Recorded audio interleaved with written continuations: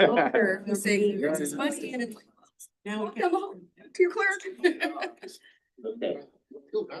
We had this conversation. Into the exceptional items, we're going to then reference back to this letter came in. County. They had that really young guy that would show up in the council and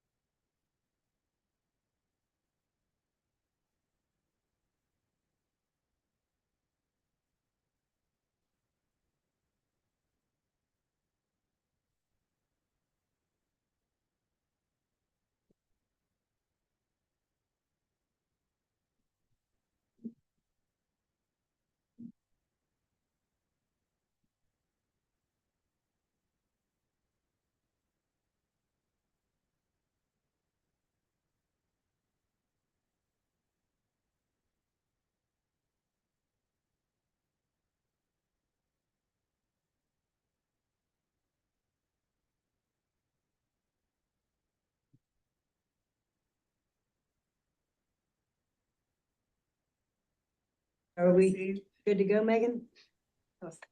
We can unmute. Oh, there it is.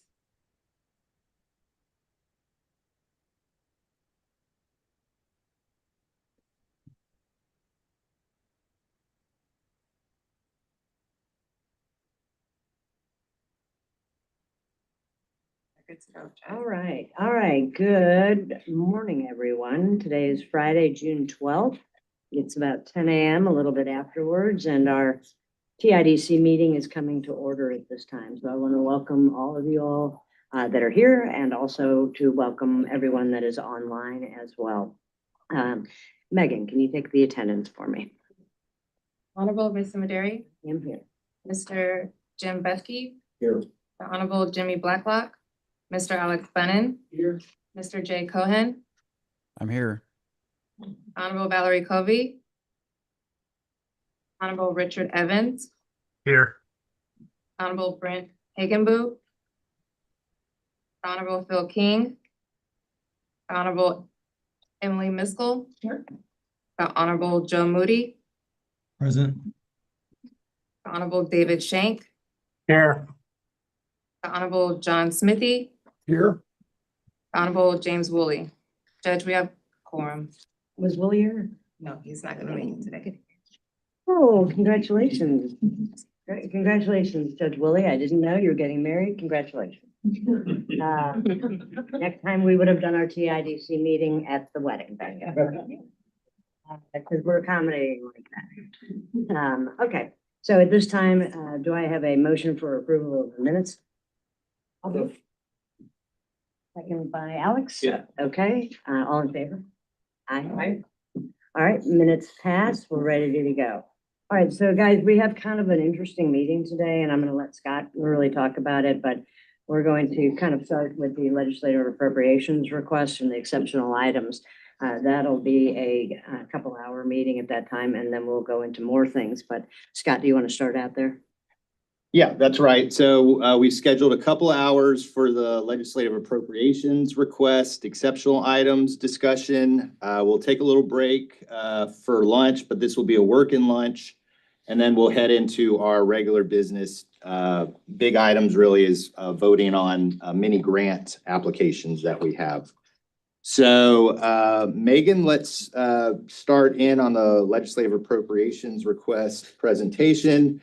In terms of the agenda, just wanted to note that item 4, the attorney motivation survey, we have incorporated that research into the legislative appropriations request presentation. So that'll be as part of this larger conversation.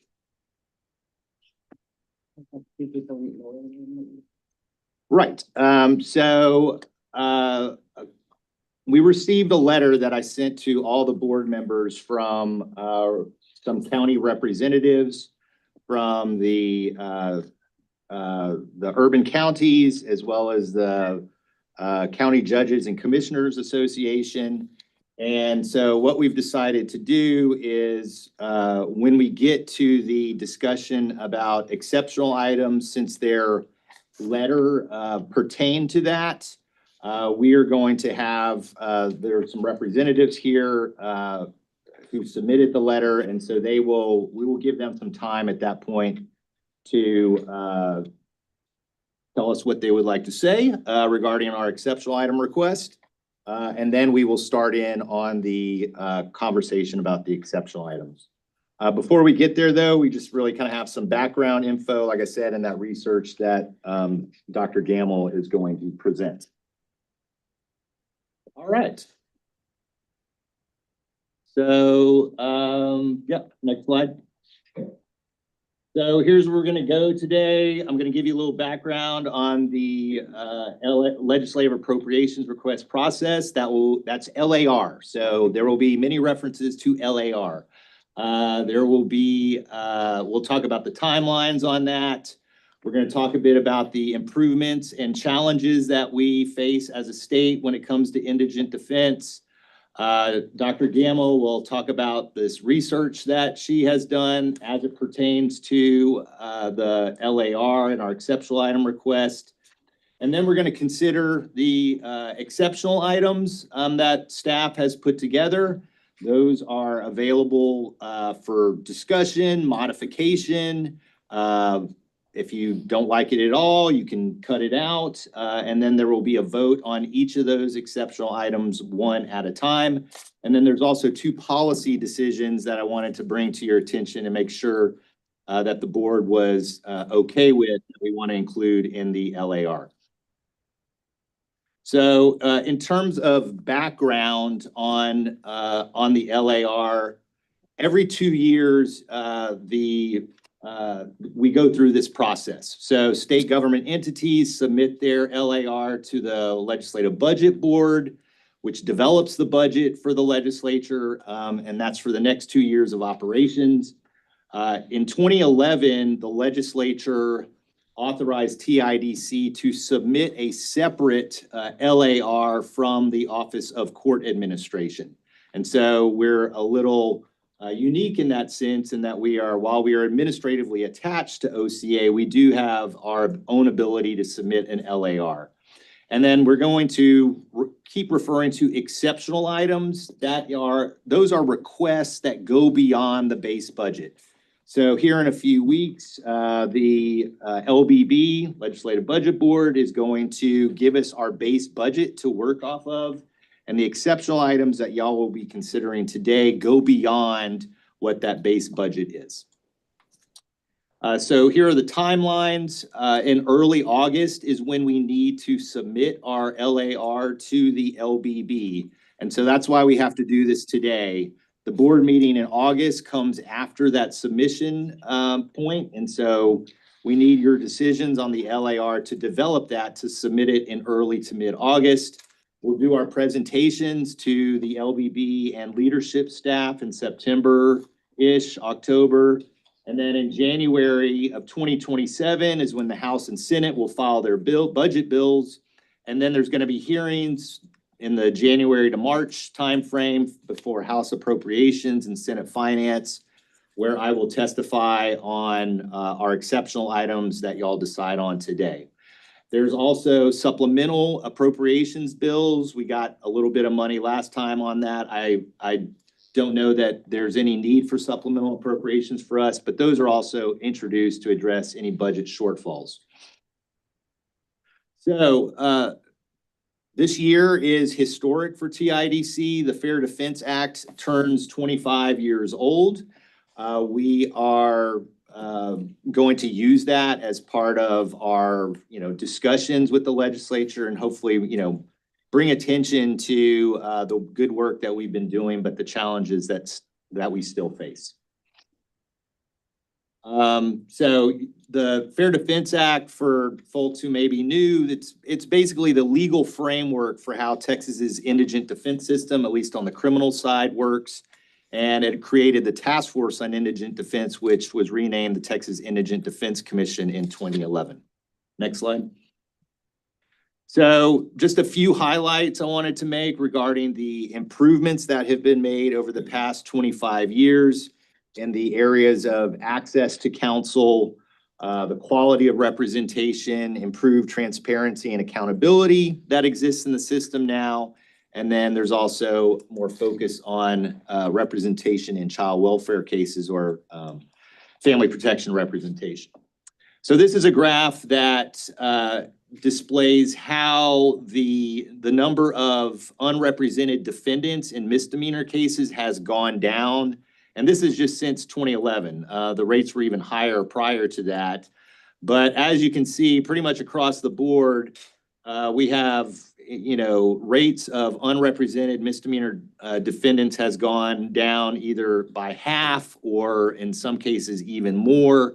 That blue line is the statewide average. So we were at about 32% of unrepresented misdemeanor defendants in 2011, and that's down around 15% today.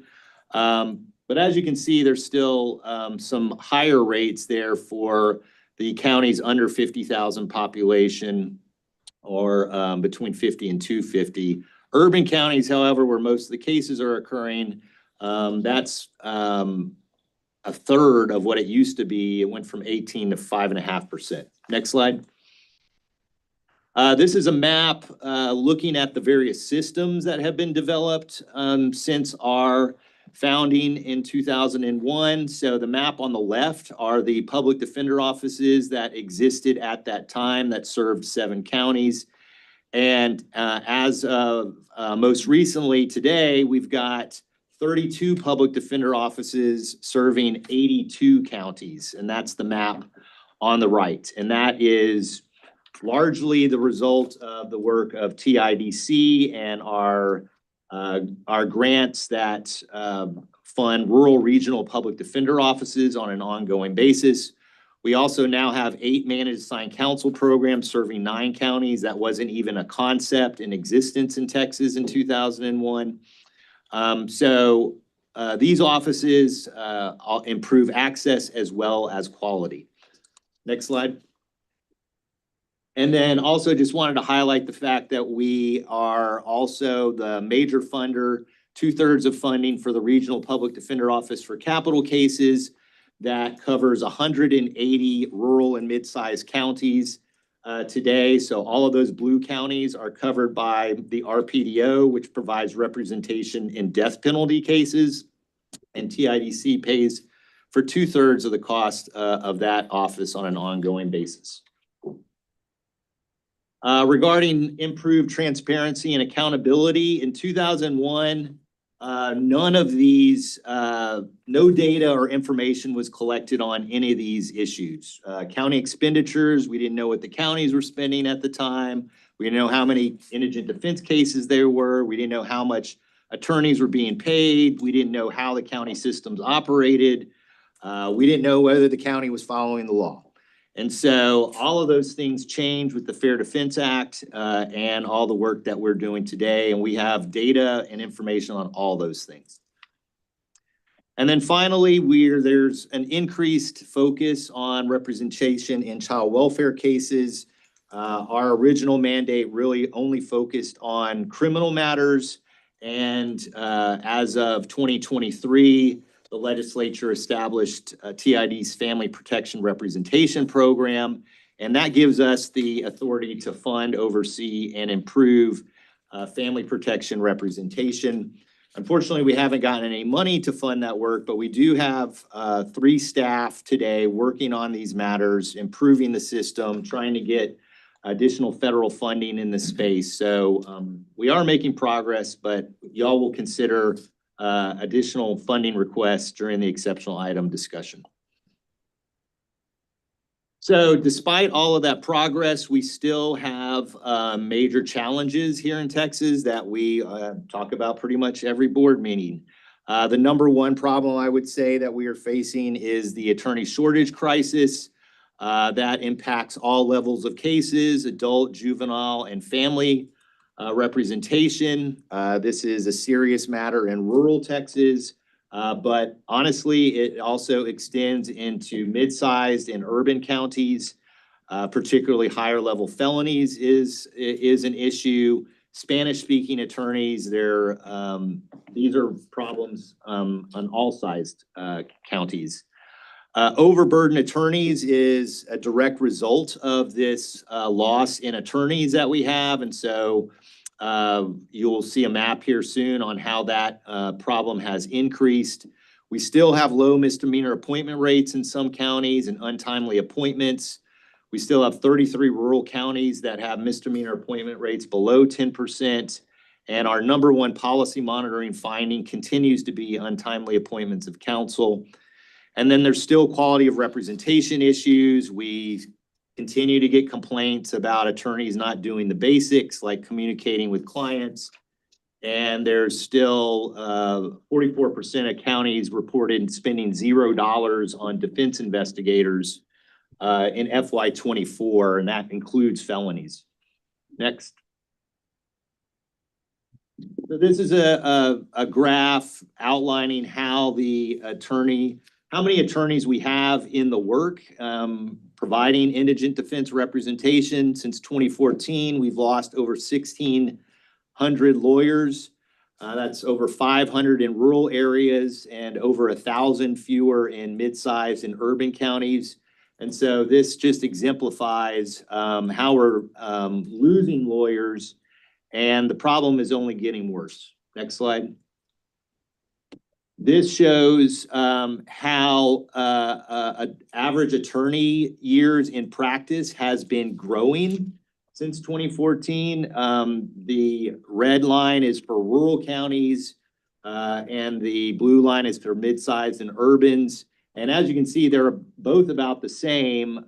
They started off in 2014 around 19 years of average service in indigent defense, and now we're over 22 years for both types of counties. So as you can imagine, this is our average age, average years of practice, and so many of these lawyers will be retiring in the coming years. Next. And then finally, this graph here just shows that year after year, Texas is losing more indigent defense attorneys than it is gaining. And so while we are losing lawyers, we also do not have new lawyers replacing those that are leaving.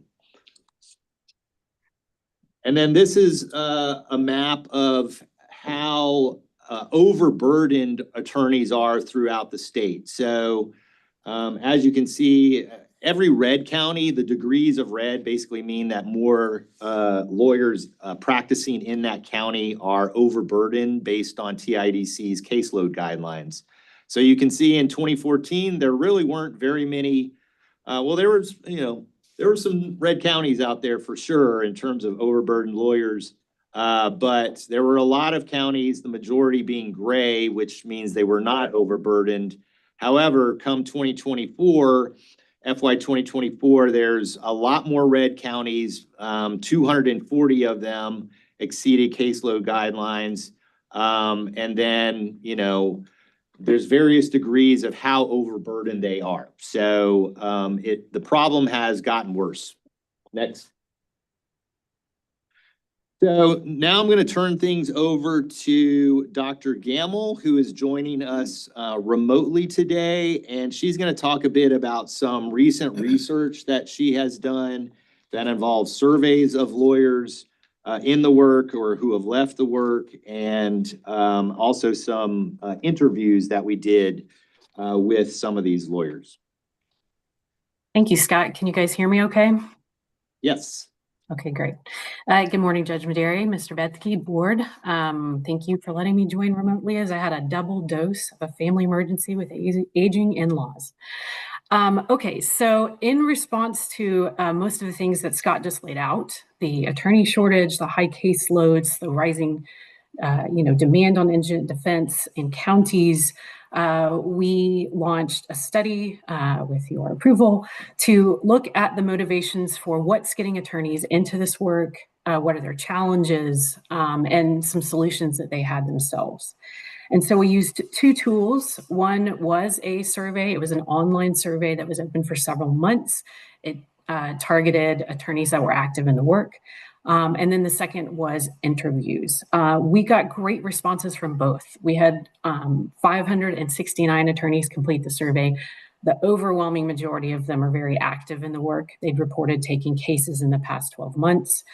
They had experience on average of 14 years. Next slide. They spent the majority of their time on this work. Over 50% of them spent 50% or more of their time on this work. And, we had a good spread of kind of the different types of attorneys, really reflecting the attorneys that are in this work. Our biggest group of attorneys that responded were solo practitioners handling appointments, followed by full-time attorneys representing clients and public defender offices. Next slide, please. We also had a great response with our interviews. And so my thanks is to Kenitra Brown and Linda Gonzalez, TIDC policy analysts who helped support these interviews.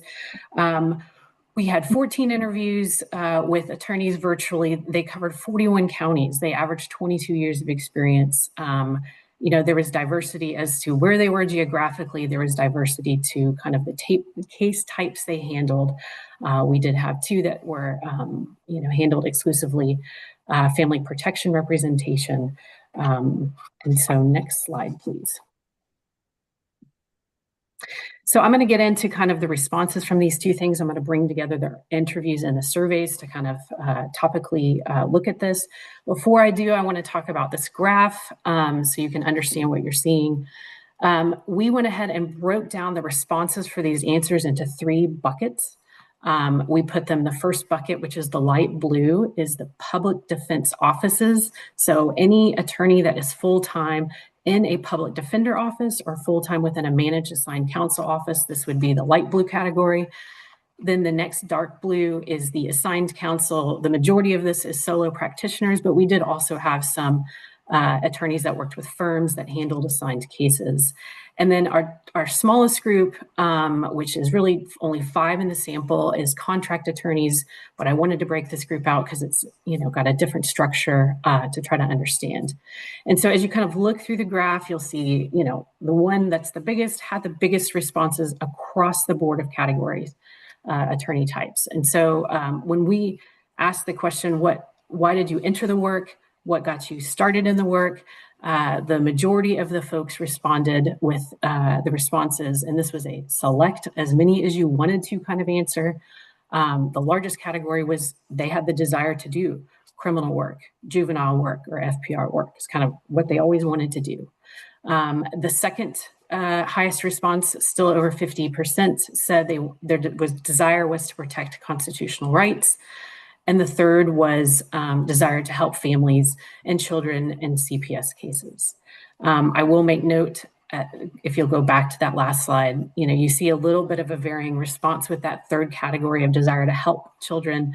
And that's mainly because we only have one public defender office in the state that handles family protection representation cases, as well as I think it's interesting, the fourth category, which is I have a desire to work for myself, well, maybe one public defender said that. The majority response for that was from assigned counsel. They valued that aspect of the work.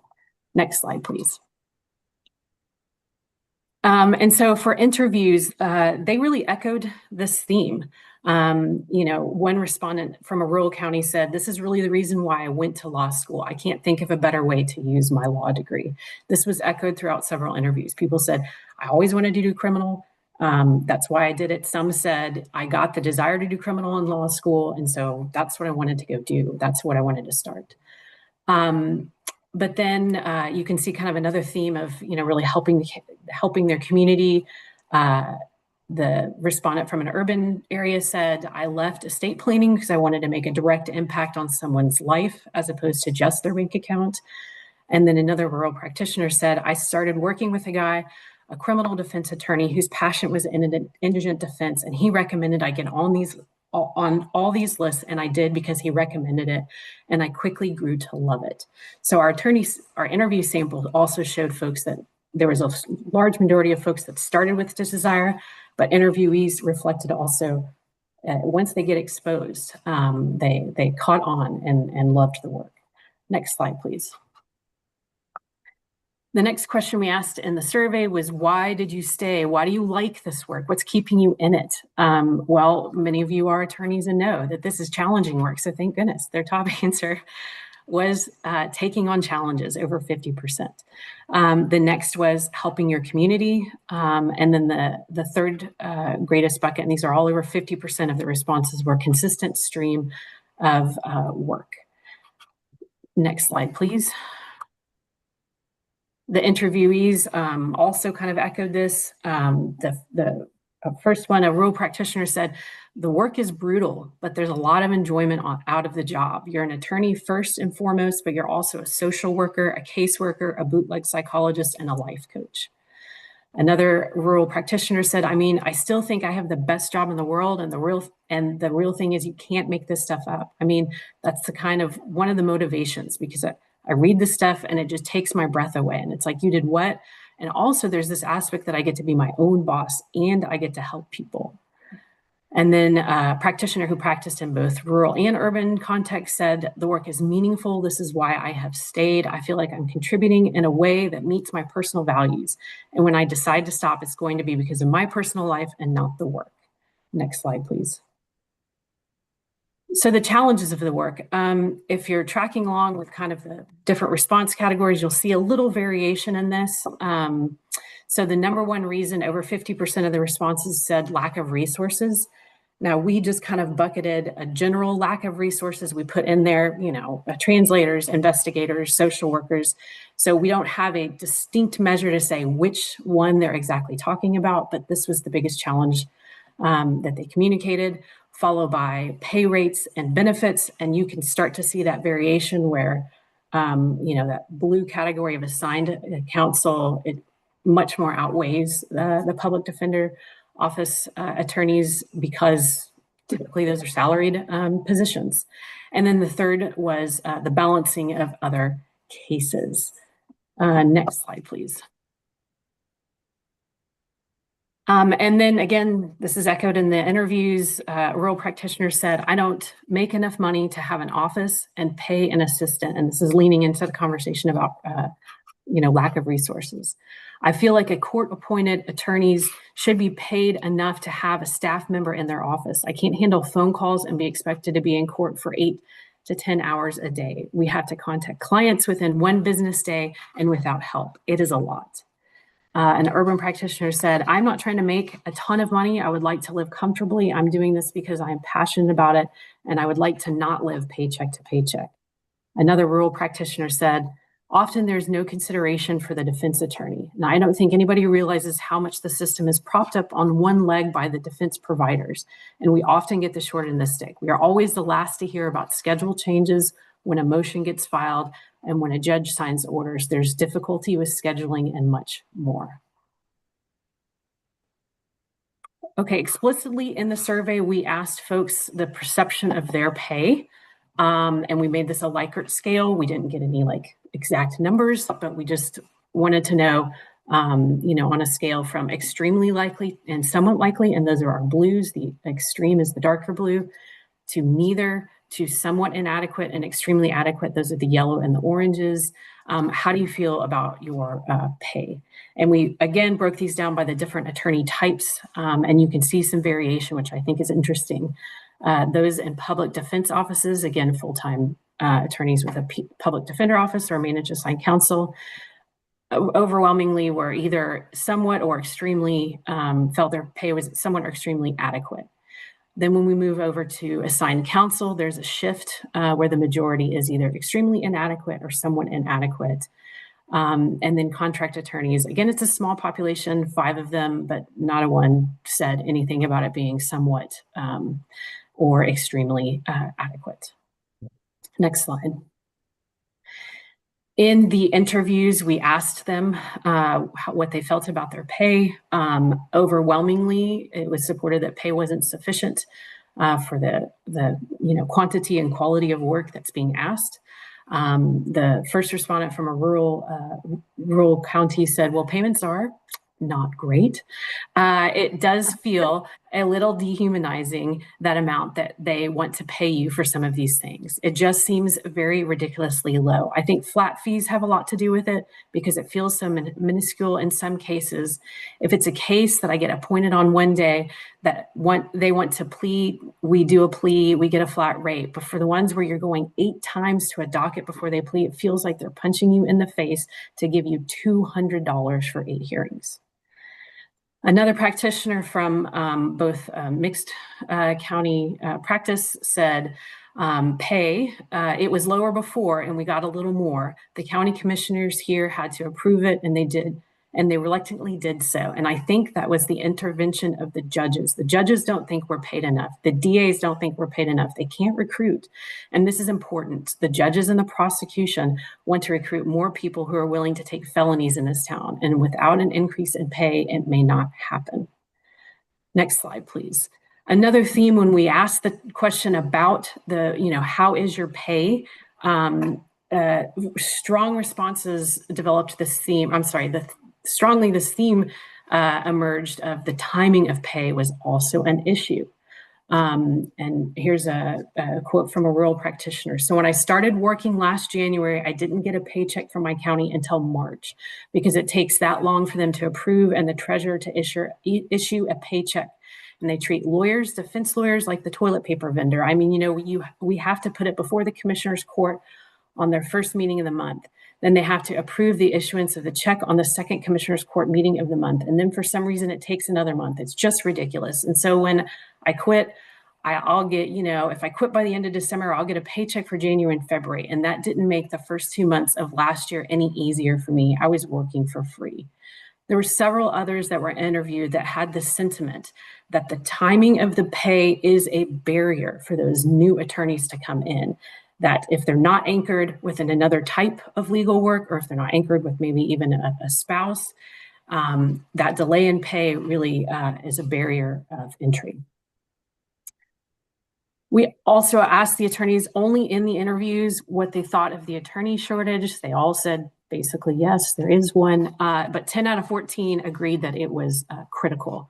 And similar to what Scott has already pointed out, it's most critical in high-level felony cases, rural and geographically isolated counties, as well as, a few attorneys pointed out, juvenile delinquency defense and CPS or family protection appeals. So we have this paradox where there's this shortage of attorneys, but it's at these higher concentration and more specified level of cases. Next slide. Another theme that developed that was not explicitly asked was that, and this was when we were asking about solutions, attorneys thought were helpful to their county. 13 out of 14 of them said public defender offices and managed assigned counsel. I didn't make note of it, but only one of the attorneys in the sample was actually a full-time attorney in a public defender office. So these are attorneys outside of those systems. Some of them are working within the managed assigned counsel for payments and vouchers, but attorneys outside of these offices we're talking about these models as solutions. They talked about it being, a supportive environment, had resources, community and collaboration. It helped stabilize pay, not only in the county within the office, but it also had benefits for pay outside of the office. It helped improve the way attorneys were treated in the counties, had meaningful incentives to help and maintain cases. There were better defendant outcomes, improved caseloads and accountability, and only 3 out of 13 of them really directly said this is the way to handle the attorney shortage issues. Next slide, please.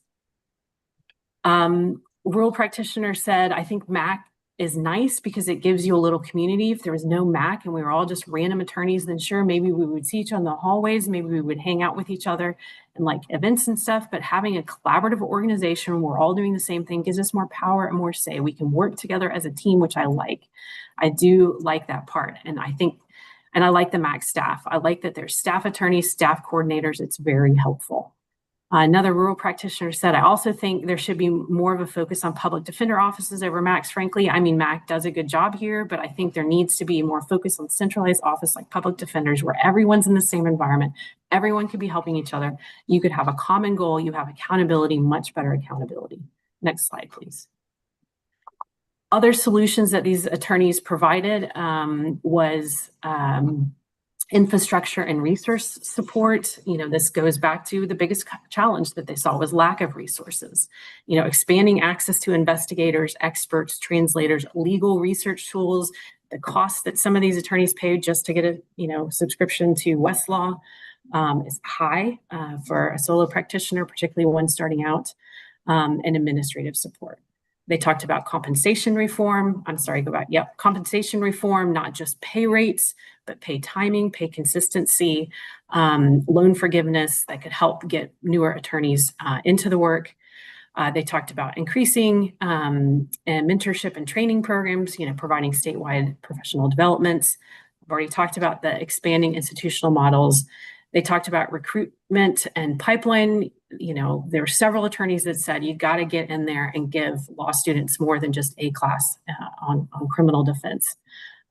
It could help potentially frame their careers, and the importance of targeting rural and underserved jurisdictions. And then also there was, a lot of talk about recognition and culture, oftentimes in counties. These folks were saying that they are underappreciated, last to be communicated with. They're the only ones that have to badge in at security. They don't have a place to privately meet with their clients. They don't even have the resources such as a computer. They just talked about that culture gets tiring. Next slide, please. So in conclusion, indigent defense attorneys are driven by purpose, prior exposure to the work. So recruitment needs to begin really before law school and early in law school careers before these attorneys are attracted to these other high-paying alternatives. Additionally, the challenge of retaining attorneys must be addressed by creating an environment including competitive compensation that allows commitment to be sustained over time. And then while, we see in this sample of attorneys particularly, they stayed in the work a while, there was high experience and the averages of these attorneys, they're driven by purpose, but there's just not enough of them to meet the demands that the state has for indigent defense. And so we really need to look at some other options, such as pay reform, not just about paying attorneys more, but also creating more efficient payment structures, continuing to build and expand public defender offices and manage assigned counsels. And it would be interesting also to research,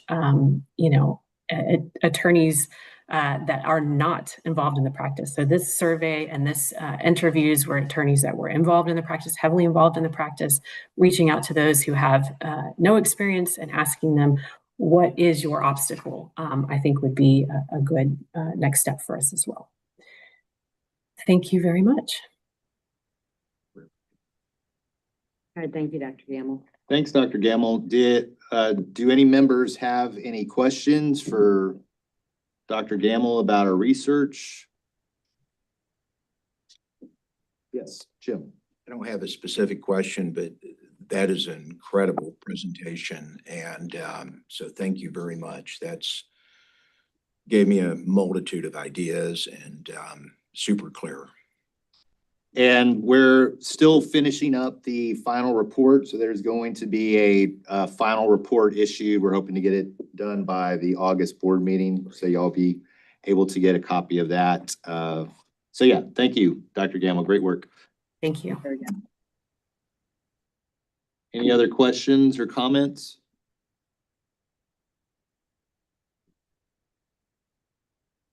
Okay. All right. All right. So now I guess the next phase of this discussion will be about the exceptional items. I'm going to give you a little bit of background on the history of our LAR requests. As I mentioned, we'll also give an opportunity to a county representative to talk about their concerns and requests for TIDC in terms of our LAR. But before we do that, let me just talk a little bit about our history of funding, give you a little bit of context here in regards to how much the state funds in Texas in terms of indigent defense funding versus how much the counties are spending. And so the latest data that we have solid data on, this is partly to deal with our transition of our data systems through PPRI. But in any case, for FY23, there was overall spending of $414 million for adult criminal, and TIDC state funded portion of that was 9.62%, less than 10%. So as you can see, over 90% of that funding came from the counties, and that was in criminal and juvenile. And then when it comes to family protection representation, it was almost $63 million spent by the county and $0 spent by the state. And so family protection representation continues to be 100% funded by the counties. Next. This next table just gives you a sense of where TIDC's legislative appropriation requests have gone over the years and how much we have been appropriated over the years. I think, Jim, were you here when there was a $294 million request? I think that was your year. No, mine was the previous year. The previous year. Where we had actually asked for approximately 500 million. Okay. And it was full state funded. So that was in 2017. Then I retired. So as you can see, there's been variation over the years in terms of what we have requested, as well as the amounts appropriated. And so, I think the good thing is that amounts appropriated from the state have gone up over the years. And I do want to remind folks that this is a 2-year budget. So, that's just not that's not an annual. That is, basically divide that number in 2, and that is effectively your annual amounts coming from the state. And so the one caveat I did want to mention is, beginning in FY 22 and going up until the latest fiscal year, there are Operation Lone Star funds included in those. And so those are funds that must be spent on Operation Lone Star cases.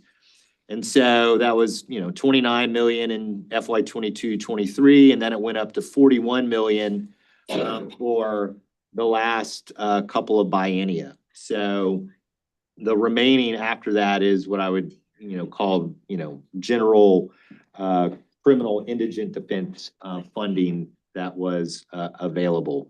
In regard to FY 26-27, our last fiscal year, and in terms of the amounts requested, there was a bump there, you'll see, but we also requested for the first time ever money for family protection representation. So that explains a bit why, there's that jump from 24-25 to 26-27, because we asked for 47.5 million for family protection representation and never done so before. Next.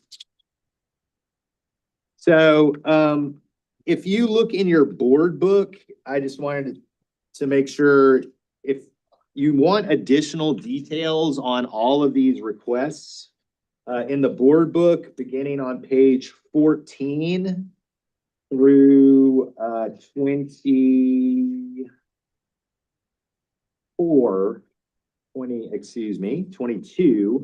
you will see further details on all of these requests. The appendix, you will see there's the math basically behind. The appendix begins.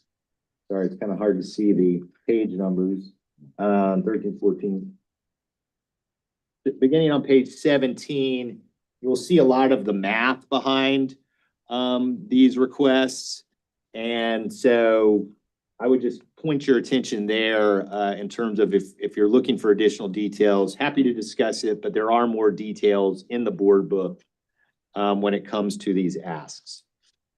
So back to the presentation. So just in terms of a summary of the exceptional items that are being proposed today,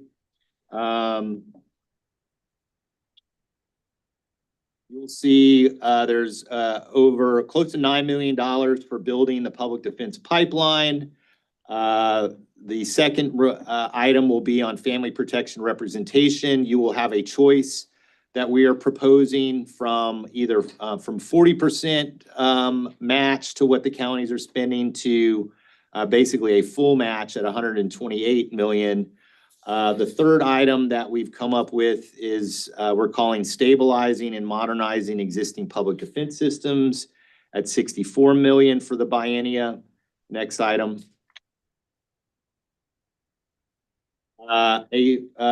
A statewide managed assigned council plus option that we wanted to discuss at 39.9 million for the biennia. And then the final item is 6 FTEs to implement these various things, as well as, support TIDC's core operations. So the total of all those exceptional item requests, it ranges from 165 million to over 242 million. So I think at this point, maybe we turn things over. Rick Thompson is here he is the Legislative Director of the County Judges and Commissioners Association. Rick, as well as John Dayhill from the Conference of Urban Counties, sent a letter that I forwarded on to all of you, making a request of TIDC in terms of what we put in our legislative appropriations request and exceptional items. And so, Rick, if you'd like to say a few words, try to keep it under 3 minutes. Then feel free to share your perspective. We thought it important that you hear from them first before you consider the exceptional items to vote on. Rick? Thank you, Scott. And I really appreciate the opportunity to talk to y'all this morning. And 3 minutes, that's one more minute I usually get in the Capitol. So first, appreciate this body. Y'all really understand how counties operate and deal. These programs, these exceptional programs are great. And they help those counties because if you've seen how one county operates, you've seen how one county operates. One size does not fit all. So we appreciate the recognition of that and the efforts to do that. However, we have a math problem, and that is the 3.5% voter approval rate. We are now crowding out just about any exceptional services at the county level. And, I really appreciate the presentation about the attorneys and the need for more income. That sounds, a lot of the statements, I bet if you ask county employees would say the same thing. The county employees are slowly getting fewer and fewer raises and so forth. So we are really struggling to make ends meet at the local level. This is not something you can take to the voters. It's not an issue that I believe you could pass an election to go above the 3.5%. I mean, schools can't get it to build new buildings. Counties aren't going to be able to do it for this. So we're trying to manage the best way we can. So we appreciate the exceptional items, but to bring everybody up, we feel like the state can better fund the funding grant formula so all counties can do a better job and have more resources at the local level. We stand with you. We want the best for those folks who need these services, but we really have to start to look at this in a different light, that the money's not going to be there at the local level much longer. And I can't speak for the legislature, but I'm watching the campaign trails closely. And many folks are out there talking about lowering that 3.5 or eliminate property taxes altogether. There's a lot of scenarios out there that would greatly impact how this program works and many others. So as we're trying to weigh, do we pay indigent defense, or which we have to, or indigent healthcare, which we have to, we're moving out road costs. We're moving out other things that are important to our communities. So we are asking you to come together with us, to go to the legislature. We put 100% in there, and I'm realistic. I testified last session in Senate Finance. We want to be like most of the counties or states in the rest of the country, where they're getting 50-50. Let's increase that partnership from the state and local level and work towards that. So that was our goal here, and please be around answering questions, and appreciate the work that y'all do. Thank you, Rick. Questions? Actually, again, some comments. Rick, thank you very much. Two of us in here have been kind of involved in this since really the inception. Wesley and me, he was hired in May of, I guess, 2002. I was hired in March of 2002. So we've gotten to see the evolution, and there has been an incredible amount that's been accomplished over the last 25 years. And there's been many, many, many improvements. And that would not have happened but for the County Judges and Commissioners Conference of Urban Counties and the Texas Association of Counties. One of the things that I think separates this department as a state agency from many of the others, we totally have respected local control, and we've had a meaningful coordination and collaboration with the county association. So you haven't just raised problems with you, but you've come to the table, worked with us, and as a result of that, Exhibit A is the Regional Public Defender for capital cases, and started as a county program. Now it's basically a quasi-state agency, funding at 2/3. And I think part of that success is there's been serious thought, strategic planning and thinking going behind it. I was delighted when I saw the letter that y'all sent on Wednesday. And again, we had pitched it in 2017. Andy Murr, who's very conservative, grandfather was a former governor, and he had said, we need to get this at the state level so they realize this is a serious policy consideration. Again, if we just went in and asked for, the 400 million and then the 100 million on family protection, so like a $500 million, that's not going to come to fruition. But if we come in with a strategy and a plan and know that we can't fix it in one fell swoop, much like what we've been doing over the last 25 years, I think it's going to garner some attention. So one of the things, I don't think we'll be able to adopt kind of what you proposed, but I would strongly encourage the TIDC. I'm happy to be involved with that. Continue to start meeting and come together with kind of a strategy and a stair-step approach. Look back at the materials that we worked up in 2017, because what I loved about Dr. Gamble's presentation is it wasn't just a rural problem. It's not just an urban problem. When I became director, everybody in the rural community said, well, this is a Houston problem. And now they're giving a statewide, fix on it. Well, what that presentation showed me is this is a statewide problem. It's not just urban, it's not just rural, but it's a statewide. And if we're going to have a statewide problem, we need a statewide solution. And the only way we'll accomplish that is if we really do continue to work in a collaborative way and in a coordinated way and put our best thinking forward. Because I think it's critical.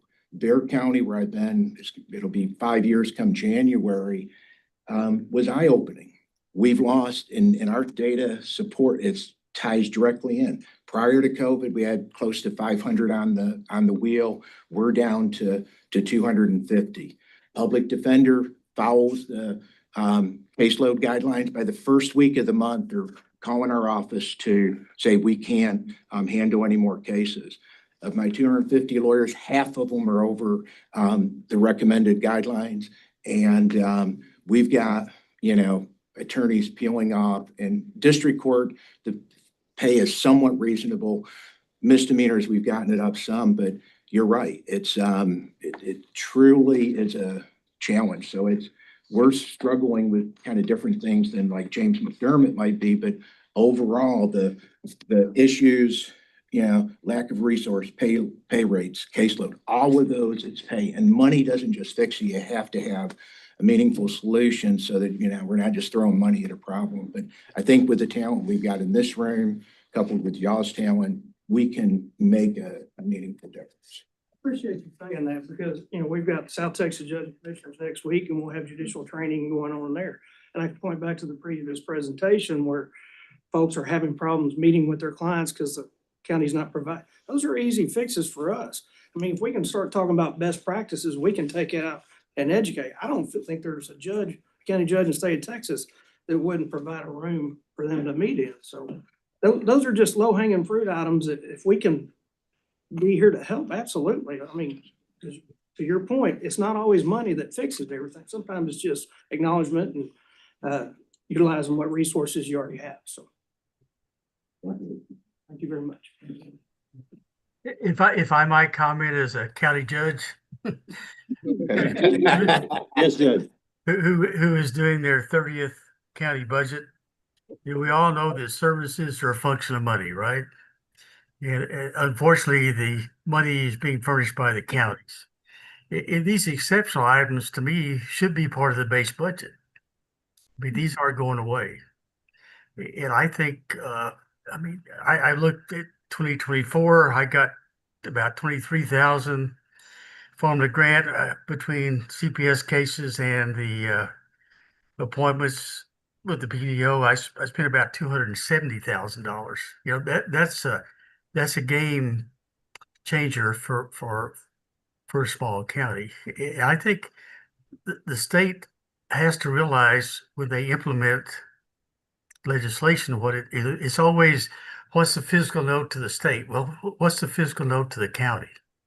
What's going to happen? Do we not fund libraries so we can do this? And I guess if I'm not mistaken, Operation Lone Star is fully funded, right, by the state? Am I correct? Yes, we pay 100%. Right. So my point is, the state's willing to provide 100% to defend non-citizens, but they're only willing to spend less than 10% to provide coverage for the citizens in their state. To me, that's a travesty. I don't understand. And of course, I'm a grumpy old man and I'm about to retire after 30 years, but the legislature has to, there's some intellectual dishonesty up there in my opinion. I'll be as kind as I can, but they have to. We're tired of the county level of being things crammed down our throat, and then cut the amount we can raise. The math is as Rick said, the math doesn't work, and we're critical mass in the smaller counties. So anyway, I'll get off my soapbox. I just couldn't be quiet. So thank you. Thank you, Jim. Thank you, Judge Evans. Any other comments or questions by members before we start the exceptional item discussion? Yeah, this is Valerie Covey, County Commissioner in Williamson County. Because the state, to the judge's point, because the state funded Lone Star, and now the border's closed, evidently, is there not funding that could be transferred from the state to the counties to help out? That is potentially possible. We did get $10 million. The legislature authorized us to spend up to $10 million in leftover Operation Lone Star funds after last session into this session. And we did have those funds available. And that is where we have that temporary assistance for rural programs, that program that we have for grant funding. So we've already kind of started that process. There are ongoing costs. I just want to be clear, just because there are a lot fewer cases doesn't mean that there are not any more costs related to Operation Lone Star, because of so many cases and the felonies take longer than the misdemeanors. There's a lot of remaining lingering cases out there that we do still need to fund representation for. However, I do anticipate there being leftover funds after, at the end of the biennia that we could request being transferred to TIDC for general appropriation purposes. So that is certainly, I think, something that we could request, and the legislature has already proven somewhat amenable to that because they proposed it last time. Yes, Edwin. Commissioner Covey, just, Scott mentioned that 10 million leftover OLS money, the legislature did restrict us to providing it to rural counties for indigent defense. So that was not a TIDC decision. It was a legislative decision on how some of that money could be repurposed. But as Scott said, we are looking at a fairly significant amount of money this biennium that won't be consumed on OLS. And perhaps we could get more flexibility with how we could assist the counties this next go round. And Edwin, how much? Yeah, I mean,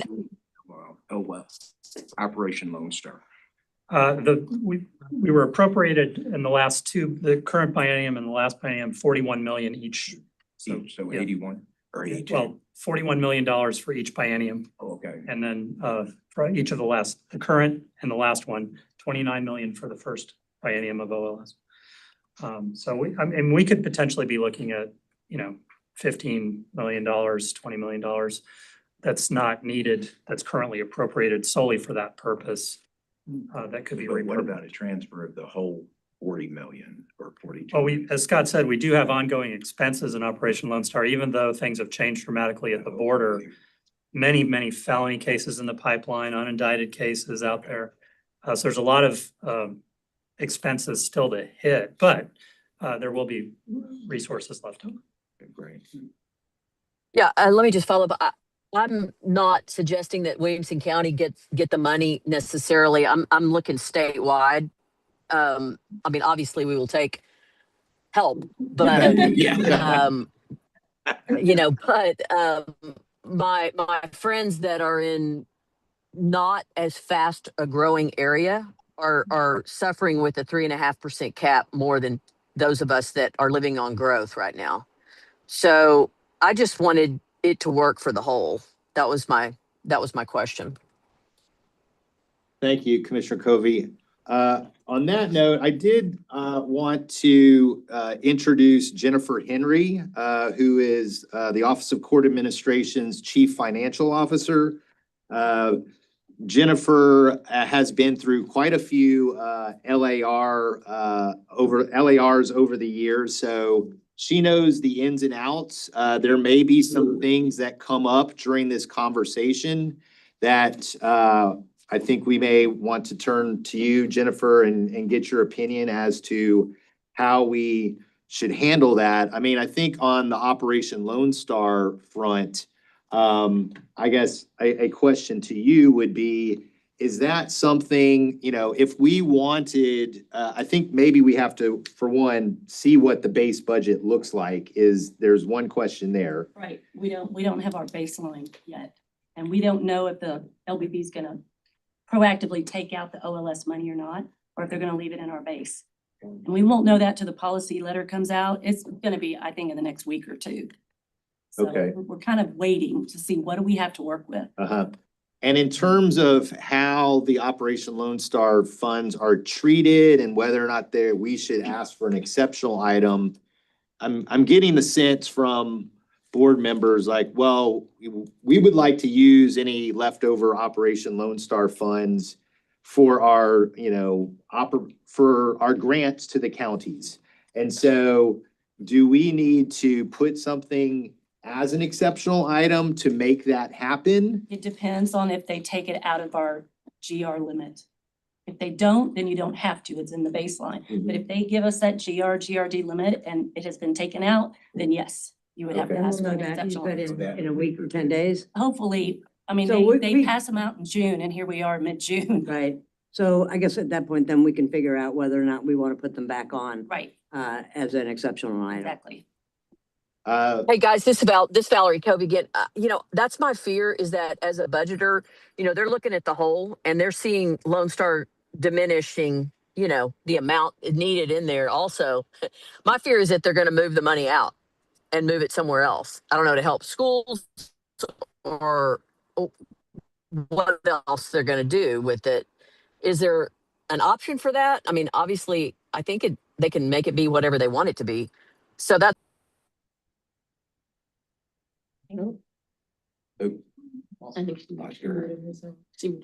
So I guess an item for the board that you could consider is if you would like an exceptional item, if there is, if we lose that money, if it's taken out of the base budget, y'all could tell me today, Scott, as part of the exceptional items, we would like you to ask for Operation Lone Star funds to be directed to, TIDC for county grants or whatever the case may be. Yeah, I was looking, Wesley, and I didn't see that motion, so I'll go ahead and make that motion. If it is not in the base, conditional, if it's not in the base, we'll have an exceptional item to move the whole 40 million to, or 30 million, whatever it is, to our base budget. I'll second that. And is there any discussion on that? Commissioner Kobe, are you back with us? I am. Okay. So there's a motion and a second now to basically put it back into our budget if we need to put it back. Probably send For that clarification, Jim said to our base budget, not an exceptional item. It would be an exceptional item if they take it away, but then if that exceptional item passed, it would go into our base budget. Okay. Okay, thanks. It makes it clearer. Yeah, that was good. Yeah, if it's not in our base, once the base budget comes out, the we need an exceptional item to say, to ask the legislature to make the OLS funds part of our base budget. And unrestricted for unrestricted use for grants to counties. So that's part of your original motion with that was it. unrestricted use. Okay, thank you, Edwin, for doing that. Anybody else have any discussion on this before we vote? Anyone else? Okay, all in favor? Aye. Aye. Aye. Any opposed? Any opposed? Any opposed? Passes unanimously. Thank you, guys. Thank you, Commissioner. All right, on that note, would y'all like to get into the exceptional items that we, that we actually wrote up for y'all? I appreciate the pivot. Okay, so the first exceptional item that we put together for your consideration is what we are calling build the public defense workforce pipeline at a total cost of $8.85 million for the biennium. Can I get the next slide? Okay, so these are basically the subcomponents of this ask. And so if you were to turn to page 17 in your board book, the appendix, that gives you more details on exactly how the math basically behind this request. So the first component is a rural and underserved internship program at 1.74 million. That would cover 24 offices, including up to 48 interns. A fellowship program of $1.6 million per year to fund fellowships and with 15 fellows. A law school, rural regional public defender office and clinic. As many of you know, TIDC has been funding for many years the Caprock Rural Public Defender Office at Texas Tech Law School. And so this would provide funding for one more of those offices / clinics at one of the law schools. So that would be $640,000 over 2 years. A rural and underserved startup assistance program for private practitioners. One of the things that Sarah brought up during her research, right, was the quote from the attorney who was talking about the difficulties of taking cases and not getting paid for months and the difficulties of really kind of starting up a practice. And so the goal here would be to provide a subsidy for up to 5 attorneys to build their practice in rural or underserved areas. And that would include an initial salary of equivalent up to $85,000 a year. And that would step down over time. And so that's helping build the private practitioner side of things in rural and underserved counties. And then also a legal statewide incubator program at $2.63 million for the biennia for 20 lawyers, 2 regions to build public defense practices in rural underserved areas. And that would be a 12-month program. There's also an FTE attached to that, but we put all the FTEs in a separate ask too.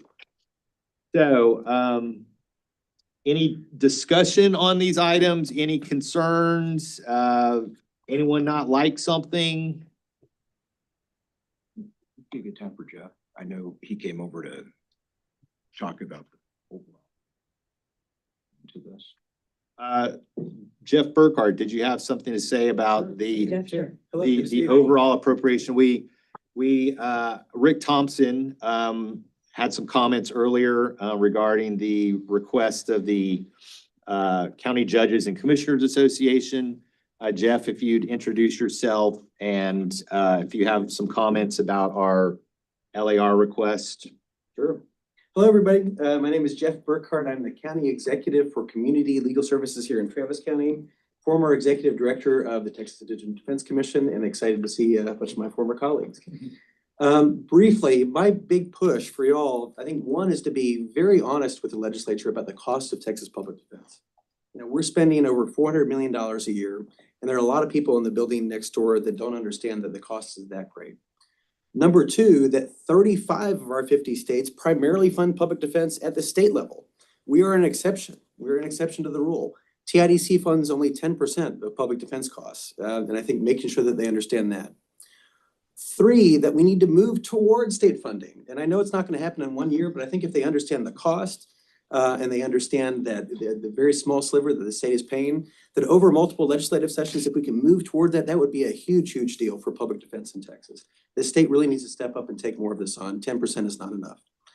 Lastly, on the criminal side, we have focused, and we did when I was at TIDC, we did with Jim, when we were doing this under Scott, very rightly on rural and underserved areas, and that's very important. I'm wearing a slightly different hat these days with Travis County.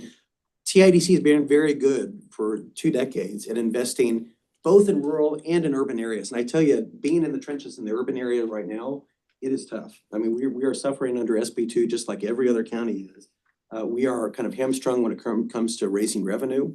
So it's very important that, again, we invest in both rural and urban areas. The volume in the urban areas is just massive. Turning very briefly to the civil side, family representation. I don't know if Crystal left Pinones here. You know, on the civil side, the state is paying zero, right? It's 100% county funded. That's the bad news. The good news is any investment in the civil side is going to help the people in the counties greatly and help a lot of clients. The last I looked at, I think the annual cost, unlike the criminal side where it's 400 million, we're looking at about 67 million, I think, on the civil side. If the legislature could make a huge improvement on relatively small investments, tens of millions of dollars would change the landscape for family representation in Texas. So thank you all. I hope you consider all that. If I can be helpful, please let me know. Thank you, Jeff. Anyone else have any questions in regards to it? So if you look at your map, so you're on page 14, just to make sure everybody's following along. You're on page 14 and it gives you the cost, 8.85 million, and then flip over to the appendix. And that's where it really kind of breaks down what each and everything was. But Scott, I think you did a good job with that. Anyone else? Thanks, Judge Maneri. So to Jeff's point, and in response, I would say it is true that many of these requests today reference rural and underserved areas. And there is not much in terms of specific focus on urban areas. And I think that's due to really because the biggest problems we have seen are in rural areas, but that's not to diminish the fact that there are attorney shortages that we hear about in urban counties as well. And so I think maybe one way we could address that and clarify that. I mean, throughout here, we also talk about underserved areas. And if y'all would like underserved to include urbans that are facing, attorney shortages, then that is one way I think we could address it in terms of including urbans where we may see, shortages in particular.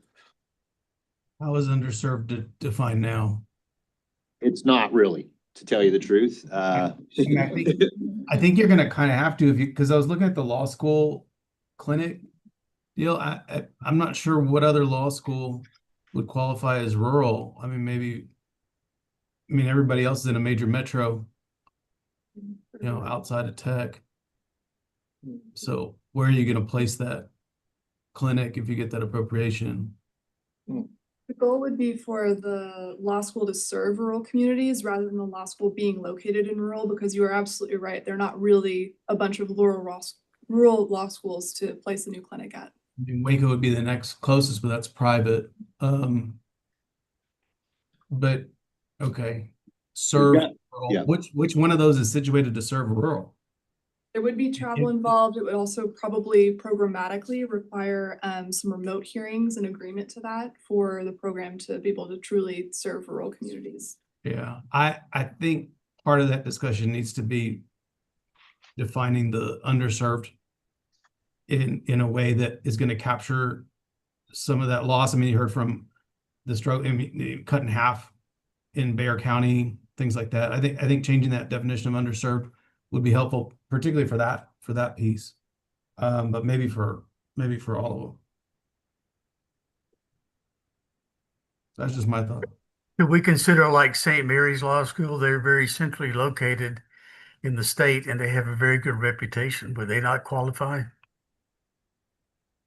Well, historically, the funding has been for state law schools. I think it's in your discretion to say that you think that this money should be open to a private law school as well. St. Mary's may be the closest to other rural areas. I agree Baylor would as well. There's a lot of rural around Waco. So if y'all would like to open this to private law schools, then I think you could tell me that today and we can make that ask.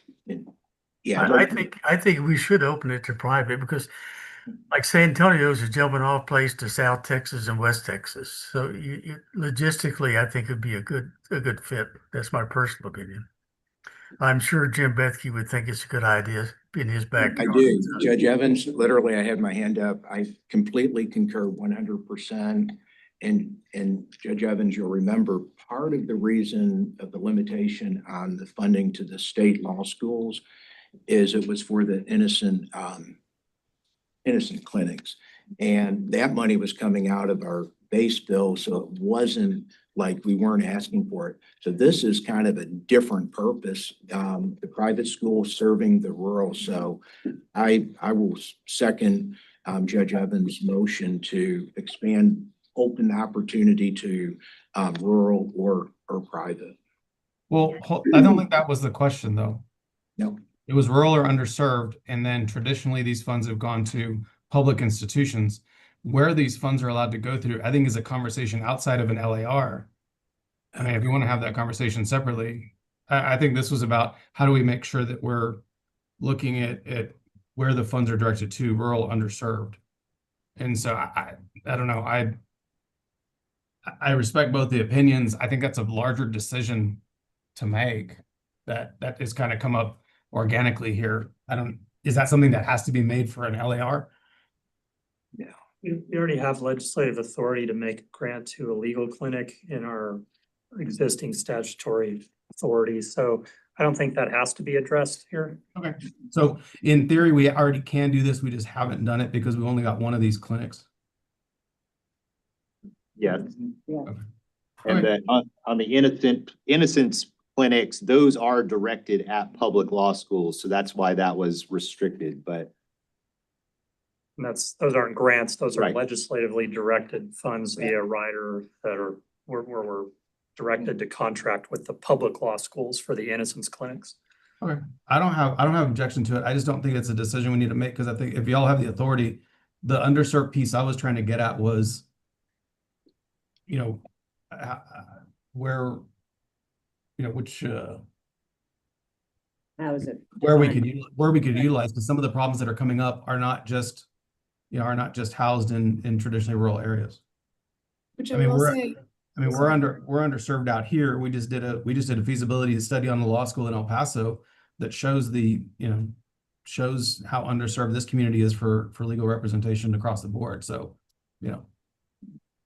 I will say, I do think originally in some of our, looking at this, we defined underserved as areas with high caseload. And so that may, not include some of the areas that you guys are thinking of potentially including in that definition, but we did originally include rural and underserved being that broader definition of what counties are over caseload, for our guidelines. okay. I mean, I think as long as we're checking that box, then that's because you got to talk to a broad base of people when you're coming forward with financial requests. And so as long as that box is checked, I think we're in good shape with that.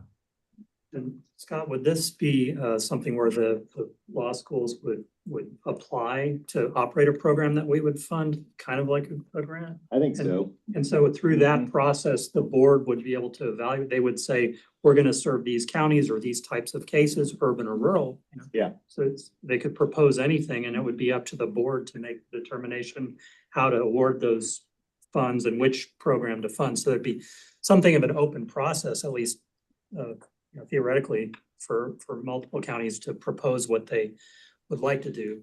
And you would be able to decide where the bang for the buck is. So I have a question. I'm kind of slow, but so is there a legislative directive or is there a policy that says we don't do private law schools? Or is it discretion of the TIDC board? I think it's in your discretion. We have authority. We can look at the language right now in terms of our enabling statute. We have authority to make grants to law schools and nonprofits. So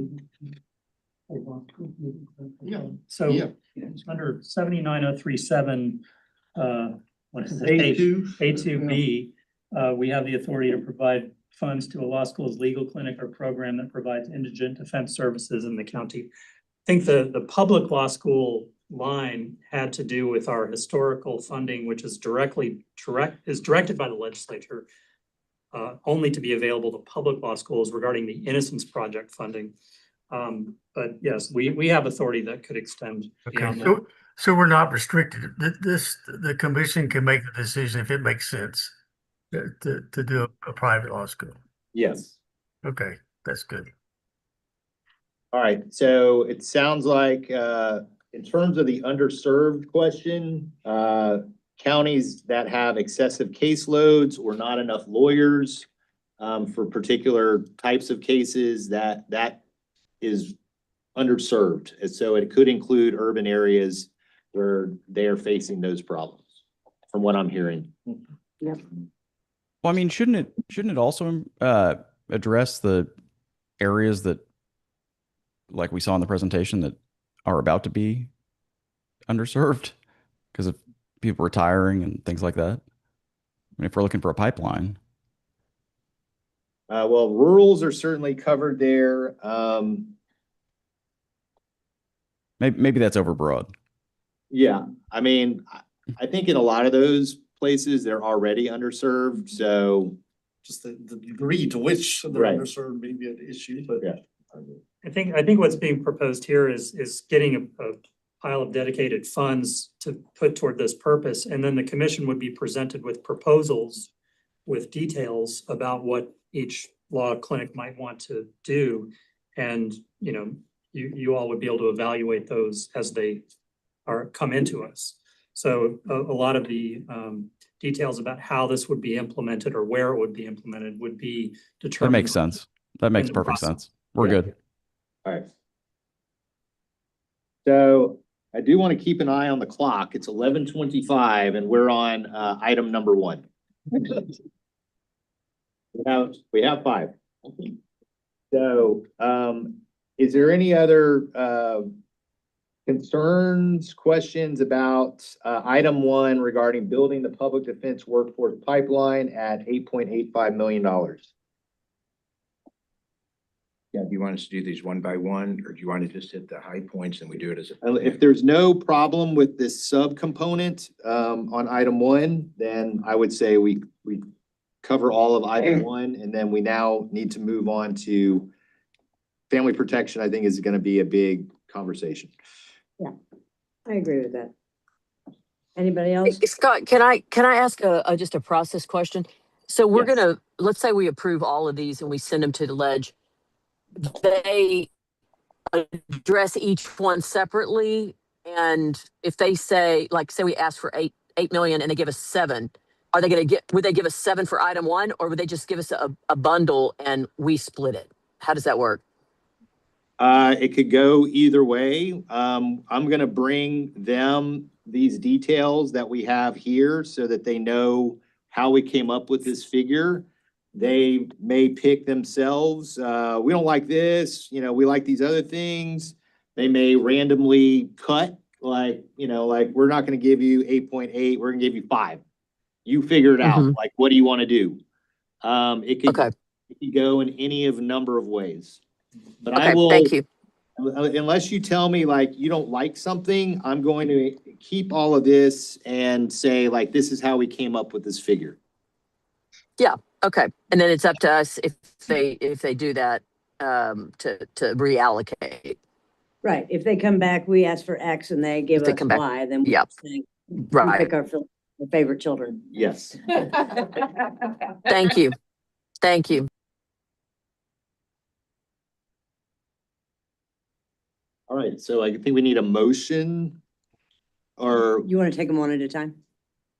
That's fine with me. What do you want to do, Wesley? You're public. Yeah.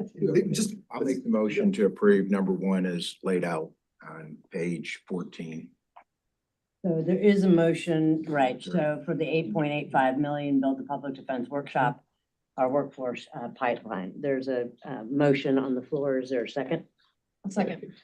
Okay, Ms. School is seconded. All those in favor? Aye. Any against? All right, motion passes. All right, family protective representation. Crystal, are you with us? I'm here. Can you all hear me okay? She probably left after, you know. All right, y'all hear me? Crystal. Yes, we can. Yes, you're up. Hi. Okay, Hi. great. I am coming to everyone live from Salzburg, Austria. Thank you, board, for allowing me to present remotely while I'm on a very special family trip right now. So I do appreciate you letting me do this remotely.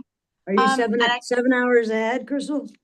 I am 7 hours ahead. Yes, it's about 6:30 here. So evening time. So good morning to y'all and evening to me.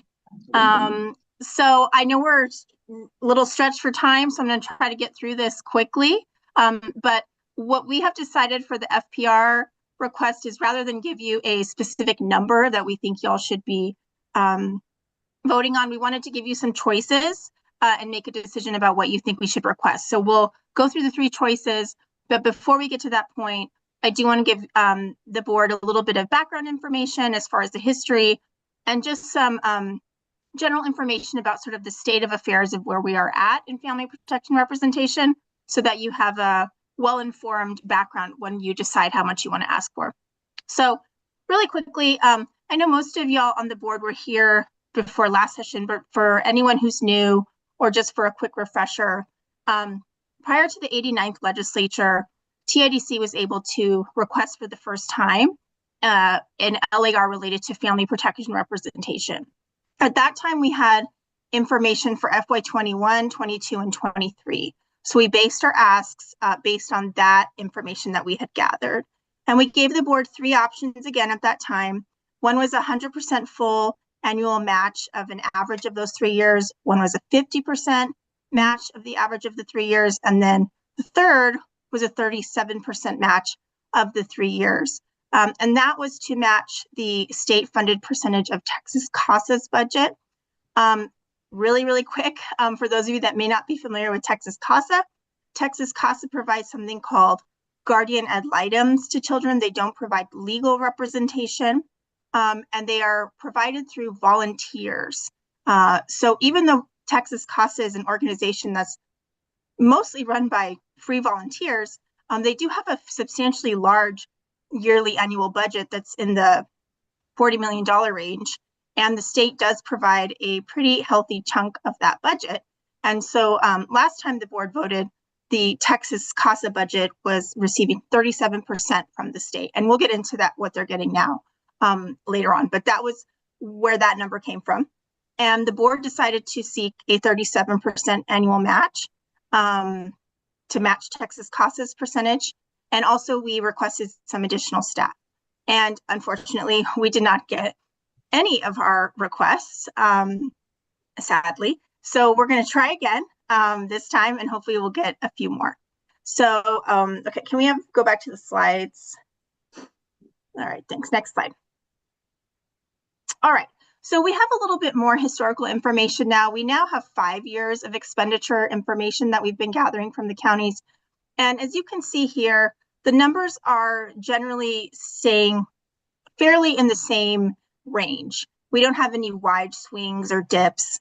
We're generally somewhere in the $60 million range.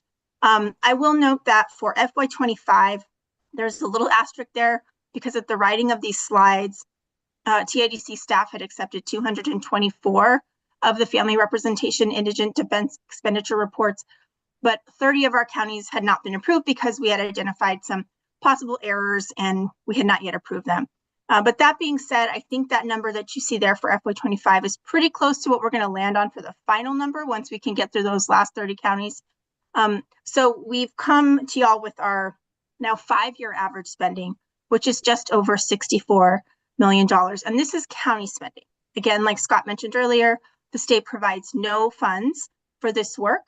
So this is what our counties are bearing the entire load of this. And this is what we're spending collectively for our state. Okay, so next slide. So the next question is this spending adequate? People probably think, oh, $60 million, that sounds like a lot of money. It sounds like a lot of money to me, in general money terms. But for a state of our size, the question is that really adequate spending? We are a very large state. As you all know, we are the second most populous state in the United States. We have a lot of kids going through our child welfare system. In 2025, the Department of Family and Protective Services completed just over 136,000 investigations into child abuse and neglect. And that same year, we had just under 60,000 children involved in what's called a family preservation case. So those are cases where the department, and I'm going to say DFPS now, I hope that's okay, using the acronym now. Judge Maderi is going to charge me, but the Department of Family and Protective Services. So the department, they have this type of case called family preservation. Some of those cases are in court and some of them are not. Unfortunately, the department does not provide public information about what are court cases and what are not. So when you look at that number of 59,917, some of those children are in a court case and some of them aren't. That type of case, though, is a case where the department does not have legal conservatorship, or basically in layman's terms, legal custody of any of those children. Those parents are either being ordered by a court to do services only, or the parents have agreed to do services with the department.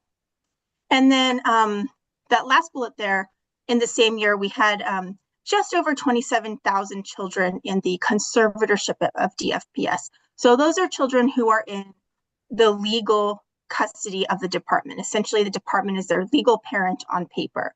Some of those children are in what's called temporary managing conservatorship. So the parents are still trying to work to have their children returned to them. And some of those children are in what's called permanent managing conservatorship, where the parents' rights may have been terminated or severely limited in some kind of final court order. I know we don't have a lot of time, so I don't want to get way into the weeds on that. But that's kind of like the big picture of what we're looking at.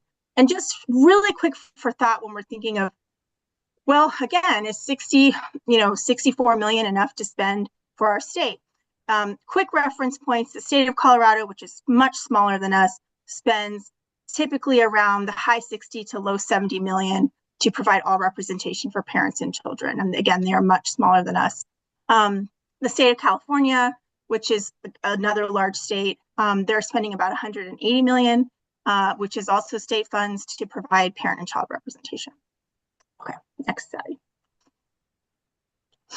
Okay, so to get a little more information and better understanding of what we should be spending, the Public Policy Research Institute at Texas A&M, which you'll probably hear PPRI a few times during this meeting, they are working on a research project right now on essentially the economics of family protection representation.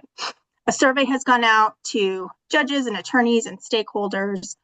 They're doing a bunch of research. That report should be finished by the August meeting, and we'll have that for y'all to see. But as part of their project, they put together just a model. So we can kind of play around and look at, well, what should we be spending? Now, this is an estimate. where you can kind of change the numbers and think, okay, if we change this, what would it look like? If we change this, what would it look like? So in this model, the PPRI looked at the number of total confirmed victims of child abuse or neglect to come up with that baseline number of, well, how many kids are we talking about? And the reason why that number was used as opposed to just case counts is because in CPS cases, a case count doesn't give you the exact information that you're going to need, because often in a case, you're going to have multiple attorneys on one case, attorney for a mother, a child, a father, multiple fathers. Sometimes your sibling groups are large and you need multiple attorneys for the children in that case.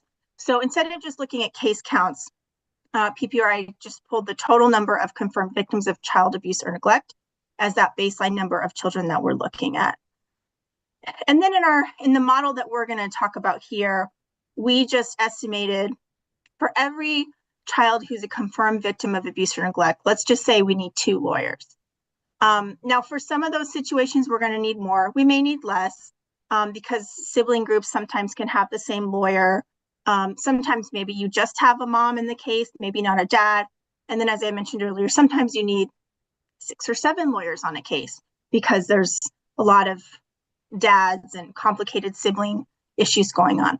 But we're trying to keep this model pretty low to kind of get a real idea of, if we're looking just at the low numbers, what are we looking at? So then we estimate 2 lawyers.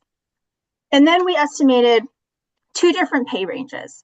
One range is if a lawyer got paid $1,200 a year, that's it for their work to represent a parent or a child. And then the other option would be $2,500 per year.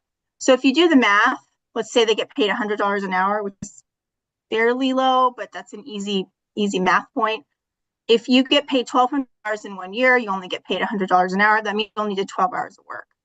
And then same for the $2,500.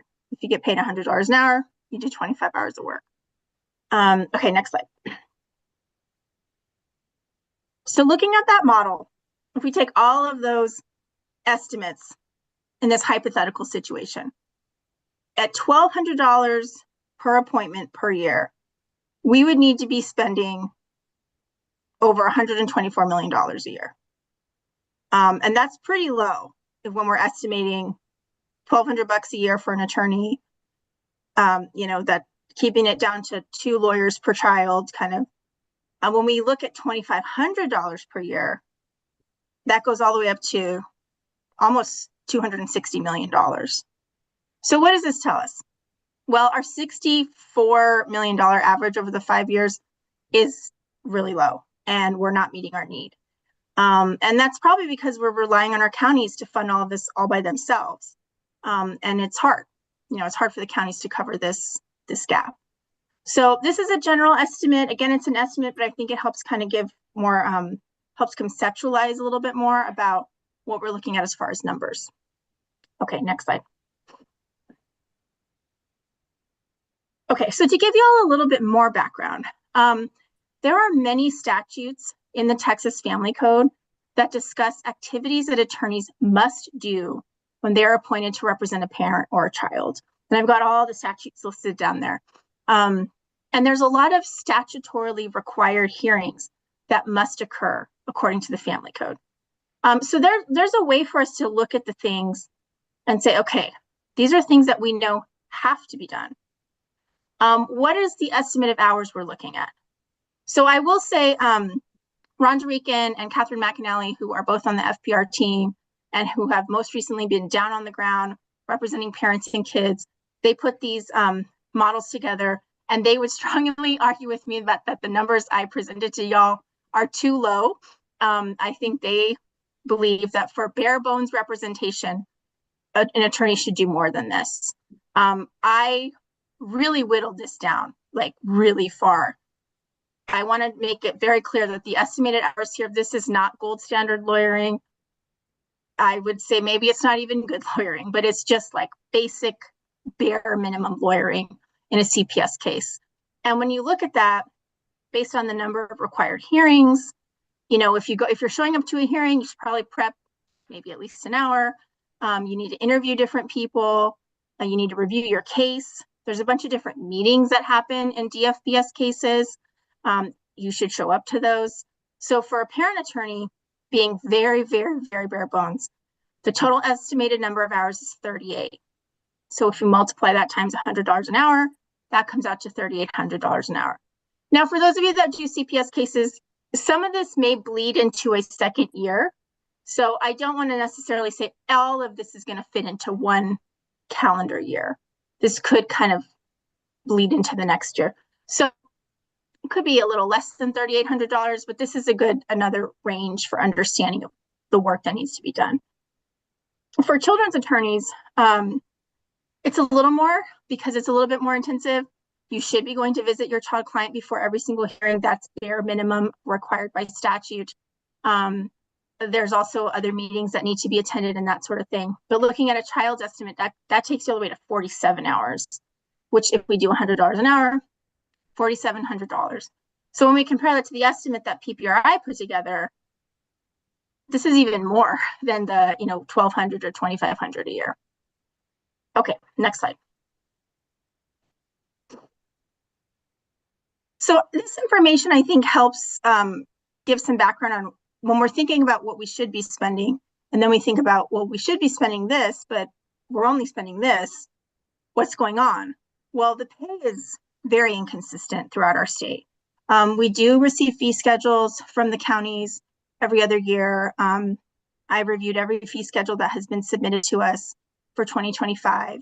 And when we look at the hourly pay rate range, the lowest rate I've seen is $35 an hour, which is very, very low. And then some counties will pay $200 an hour. Not bad. I will say the $200 an hour counties are outliers.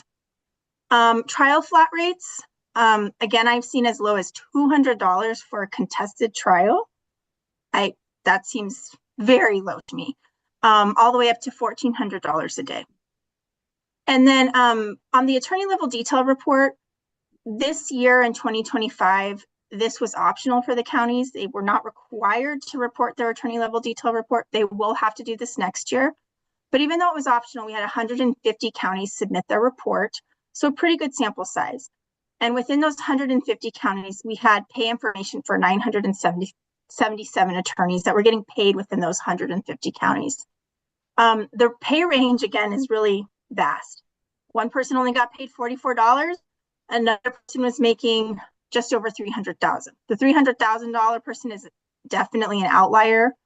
In our number of 977 lawyers, only 76 attorneys made more than $100,000, and 499 made less than $10,000 per year. Okay, next slide. And then really quick, because I know we're running short on time, but the attorney shortage issue, we're seeing this in family rep as well. We compared the numbers of attorneys on court appointment lists from 2023 to 2025. 48 of our counties reported a decrease on their trial counsel lists. 24 saw an increase, so there's some positives going out there, but only 24. And then 146 remain static. So we're still seeing dips, which is not good to cover the need. Next slide. And then appellate counsel, same thing. We have 28 counties reporting a decrease, so more counties are reporting a decrease than an increase. And then we had 172 counties staying static. A lot of those counties only have maybe one or two lawyers accepting appeals right now for CPS cases. Okay, next slide. Okay, so here are your options. So we are presenting 3 different options to y'all. When I say annual match, this is the annual match of the average rate. So the 5-year average that we talked about earlier. And that's where that math comes from. So one option is the 100% match, which would come out to that just over 64 million annually. Comes out to just over 128 million for the biennium. Within this, we're hoping to make at least 6 offices or max, and then a bulk of that money going to formula grants that we would like to tie to improvement.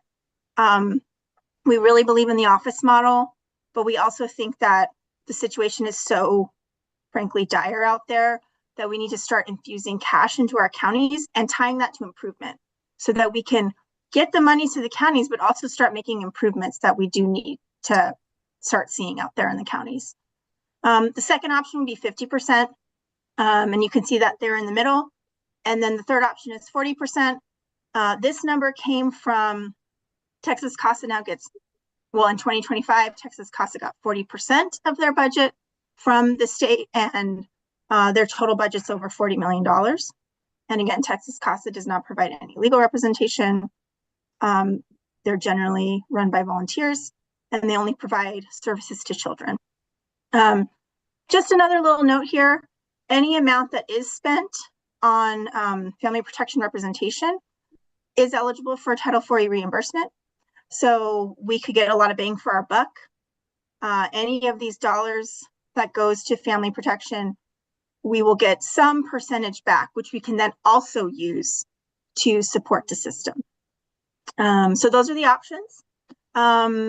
Next slide. And then we also have a staffing request.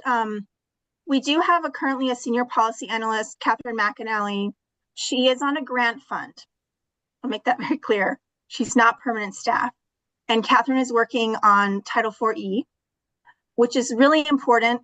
Catherine's been with us since January and has already made really significant strides in getting counties to sign contracts, get their budgets together, start submitting reimbursement requests. Checks have not come back yet, but all of the steps that are needed have really started moving with a lot of different counties. And we've seen a lot of movement just since January, just from one staff person. This is an income generating position for the state and the counties. But if we don't get an FTE, eventually Catherine can no longer work with us and we can't continue doing these great services that we are doing. We do have an MOU with the department. Some of y'all may remember this, to have a collaborative relationship and provide support. In the Title IV process, we're working really well with them. So this is, if we get nothing else, this one position is really important. We'd also like another senior policy analyst to increase monitoring capabilities. And if we get grant funds, we will need a grant specialist and a fiscal monitor as well. And that's our request. That's a lot.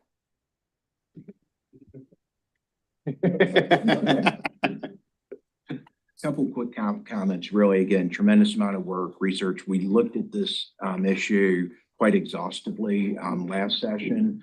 I was a little discouraged that we didn't get part of our ask. I think in light of what Rick Thompson and John Dayhill put forward, I just am cut to the chase, and I would make a motion for option one at the 100%, but also putting together, as Crystal said, a plan for improvement, not just like, okay, here's what we're going to do, write the check, but have a meaningful plan. I think Scott spoke with some members prior, and I think overall there was support. So I'll put on the table a motion for option 100% funding. Can I make a comment?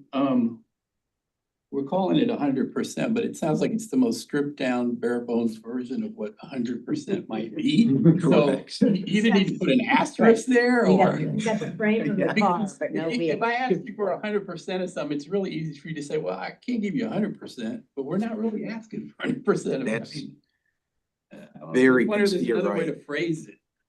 And the other part, Alex, to build off of that, I kind of had forgotten that we get reimbursed for potentially from the 4E. So that's A fraction. yeah, a fraction or a portion of it at least. So Small though, right? Is it half? 10%. 15%, I think. 15? Okay. I mean, Yeah, it's not a huge amount, but we could also use that to start building out programs and providing more support to the counties. So there's a way to get a little bit more money than we're asking for. Yeah, no, I was just talking about calling it 100%. Well, we Not can really name it 100%. something else. You could, one suggestion would be to just take the calculated need that Crystal kind of walked us through the math of, what is the estimate of what the actual need is? And then frame it as a percentage of that, which is more realistic, and I think gets at what Alex is talking, Mr. Bonin I is. like that. Yeah, let's change it, right, to the actual need and then do it that way. I like that, Alex. Thank you. I'll second Alex's motion, if you were making that as a motion, Alex. But Edwin, it's better. Edwin, why don't you repeat that so we can have a vote? The suggestion was to frame the number that is being requested as a percentage of estimated calculated need for FPR representation, as opposed to tying it to actual spending. And then second by Jim. Second by me. All right. If I could clarify Sure. that, that's at the $64 million. No. It's the 100%. 128. 54. Oh, per year. Per year, yeah. This is our option number one. We just want to rename it. So, we talked about this 2 years ago for those of you all who were there, and, trying to match what CASA did. There are no lawyers at CASA, and the legislature was not supportive of this. And so we're hoping, especially with Crystal's presentation and to show the need on this, that we're hoping that we can, we're definitely reaching for the stars, right? Because we're not going with the match 40%, but we've seen the need, we've seen the presentation by Crystal. And so I know Mr. Jim and I have spoken with Scott, numerous times, and with the staff as well, in regards to what we're going to be doing here today. And so now it's really the time we've got a motion and a second. So now it's time to really discuss and to see if anybody has any other options or any other questions that they want. And if they don't, then we're going to call for a vote. I just want to make sure I'm clear on the number. We're talking about the 64 million annually, 128 million biennium, which is essentially the 5-year average of what counties have spent in the past. Okay. Yes. Anybody else have any comments or anything? Well, and that's the clarity so the number's the same, but we're gonna look at the actual cost. Or not the actual cost, whatever the bigger number is, and I know it was on a slide a couple of slides ago, and then attach the percentage of the 64 to that. Is that how it's gonna be titled? I was confused about the same thing. I think what he's referring to is the page 52 of the board book, which is the slide called FPR expenditure model estimated total yearly cost, which has a significantly higher calculated number. And I wanted to make sure whether our request was based on this proposed calculation or if it was based on the historical 5-year look back average. And so what I'm hearing is it's not based on this calculated number. It's actually based on the real 5-year look back. Right. The number we came up with looks at actual numbers that the county's spending. The model was presented to the board to give you some background and context into the need. Is 124, it's not really going to meet the need. Is it higher than that? I think the difficulty is really pinning down what the actual need is. We should have more information when PPRI finishes their research project this summer. But I do understand that saying 100% match could be confusing. It is essentially, though, the number that we came up with is looking at the average and then just taking that number and doubling it and just having the state match what the counties have been paying and filling the hole to close to the lowest amount in that model.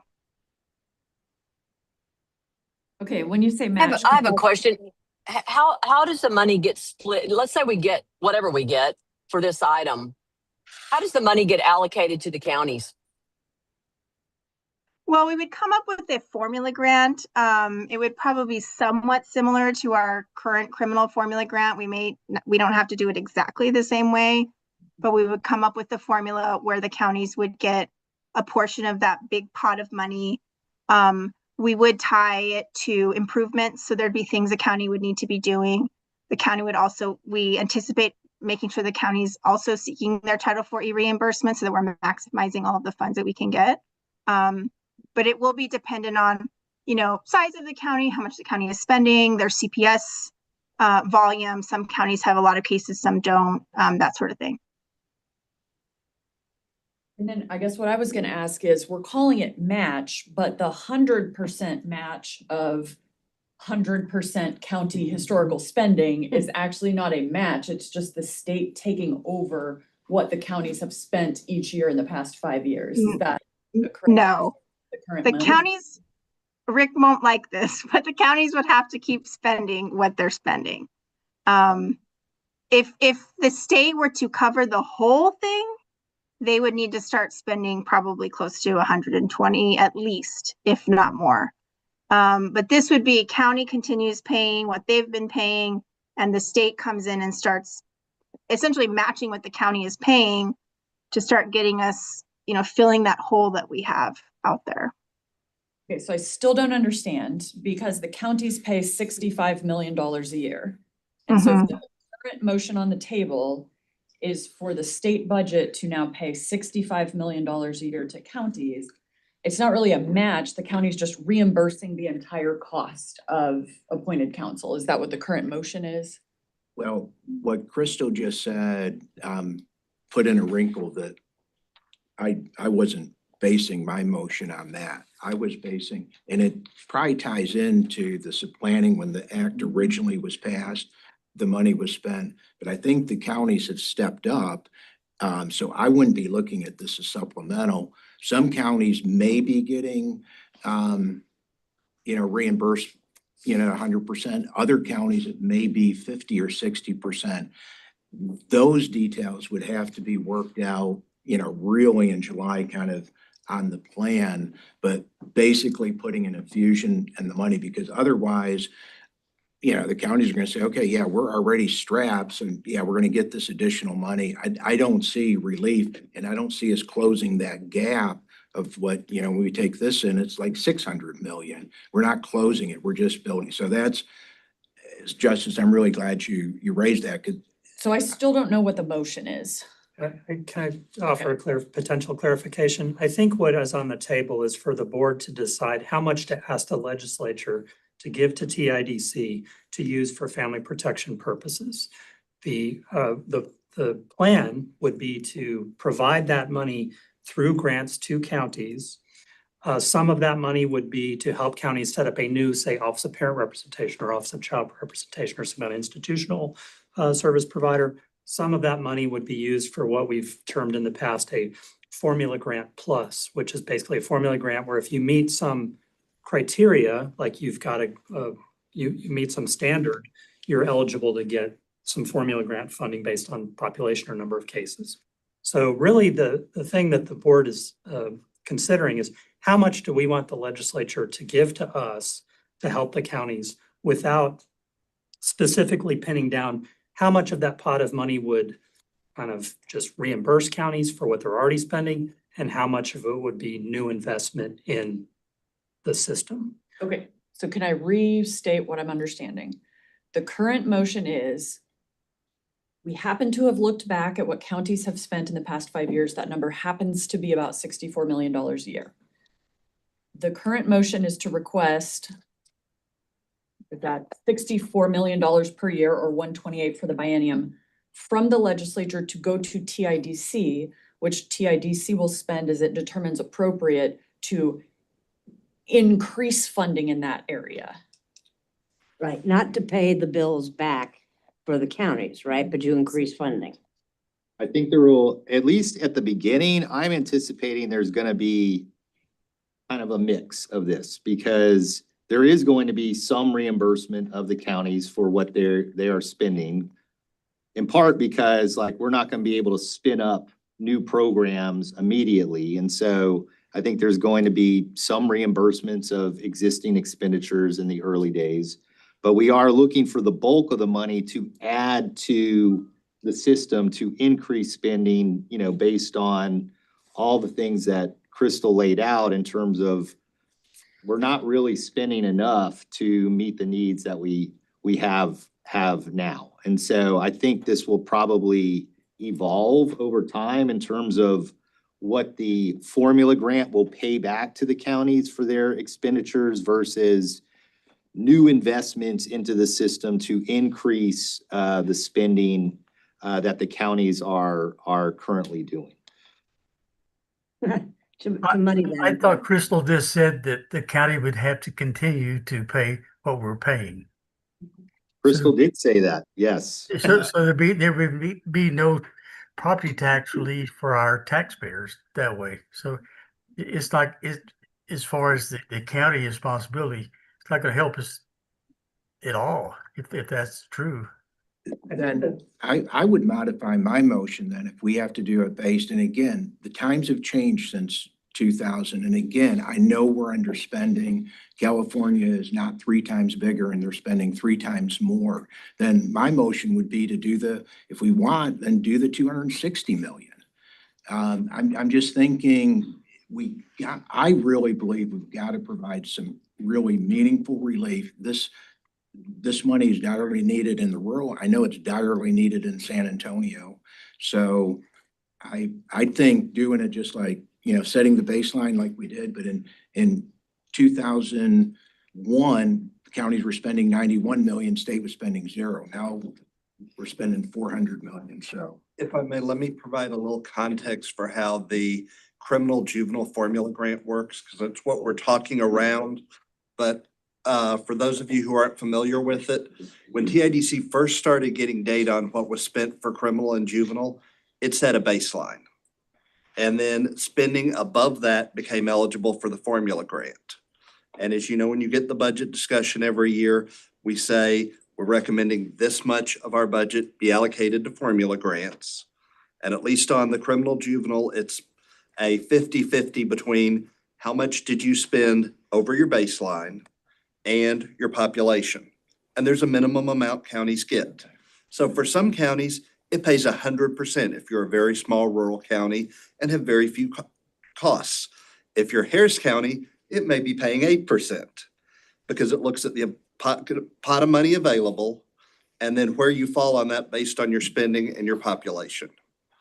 And again, this is something, once we see how much the legislature actually gives us, we'd be coming back to the board with options for the board for you to set the policy on how much do you want to do in those grants for structural development?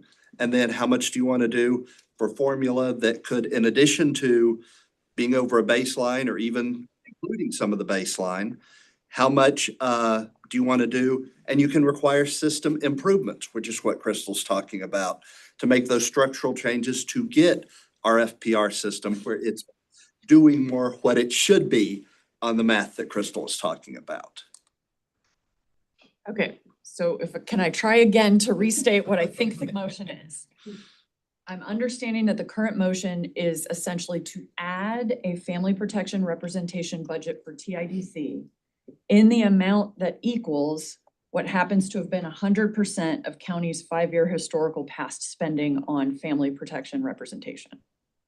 I think that's perfectly accurate. Okay. And it will be up to you all as board members to decide how to deploy those funds in formula grants or other types of grants.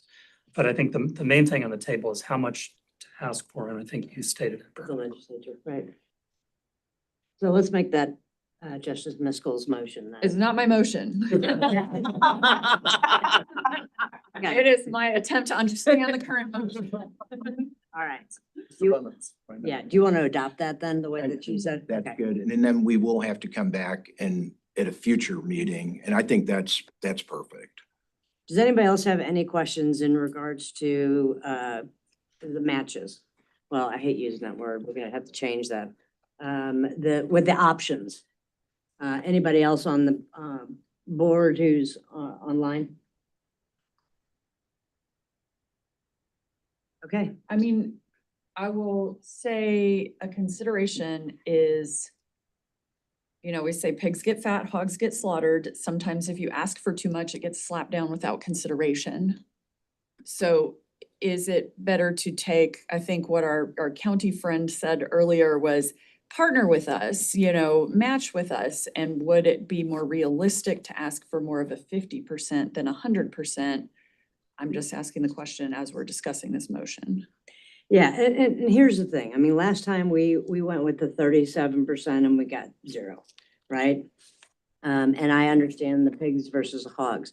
On this situation, especially with the presentation, I think that if we can get that across to the ledge, I think that they would understand that we are actually not even, I mean, if you just tell them right there, you know, Texas hates California, just tell them California's spending 180 million. You know, they should go on this. You know, I believe this is very important. You know, we got knocked down at 37% last time. You know, I'm open to suggestions on the 50%. But it's kind of like, you know, I don't want to say opening negotiations, but if I say, you know, I want to buy your car, how much do you want? And you say 6,000, well, I know I'm not going above 6,000, right? Because you've set the limit then, right? But if I say $1 million, you're Well, gonna that's leave. true. I'm gonna say, how about 6,000? Yeah, I mean, I don't know. I mean, you know, Representative Moody, I mean, what are your thoughts? I don't mean to call you out. No, I've been mulling it over because it was very disappointing what they did last time. And I try to be as objective as I can, but it almost isn't a Texas California dichotomy you want to put into play here, because I think people here make these decisions because they don't. I'm trying to be measured with my tone. I don't think they care about poor people, and that's a problem. It's not a priority. I think with what they do care about, and why this is something we should drill down on here. These are family decisions, right? There's been a lot of activity regarding family protection and some of these suits and children being taken away inappropriately, and you know, the rights of the parents. We think we even passed a constitutional amendment regarding rights of parents. I think when you are posturing this, and we're talking about the political lens, which I know that the data here bears out that we should spend quite a bit of money on this. But if you're talking about bringing this to the legislature, I think the focus is on making sure that families are maintained and that people have proper representation in these situations. In that regard, nothing should go below the number we ask for. Should not go anywhere below option 2. I would say our option 3 I'd put off the table. I would say our decision is between option 2 and option 1, and that's our starting point. And so it's really, the amount is not excessive when you look at the real need that's out there. So I'd probably lean to option 1 and see what conversation we can get started there. But I think you do need to have people educated as we get closer to session on the data you just saw, and what cases are we talking about? You know, what family cases are we talking about? Because I think that will generate some conversation, and I think that's the tact I would take. I agree on that, Representative Moody, and I think that tactic is a good one.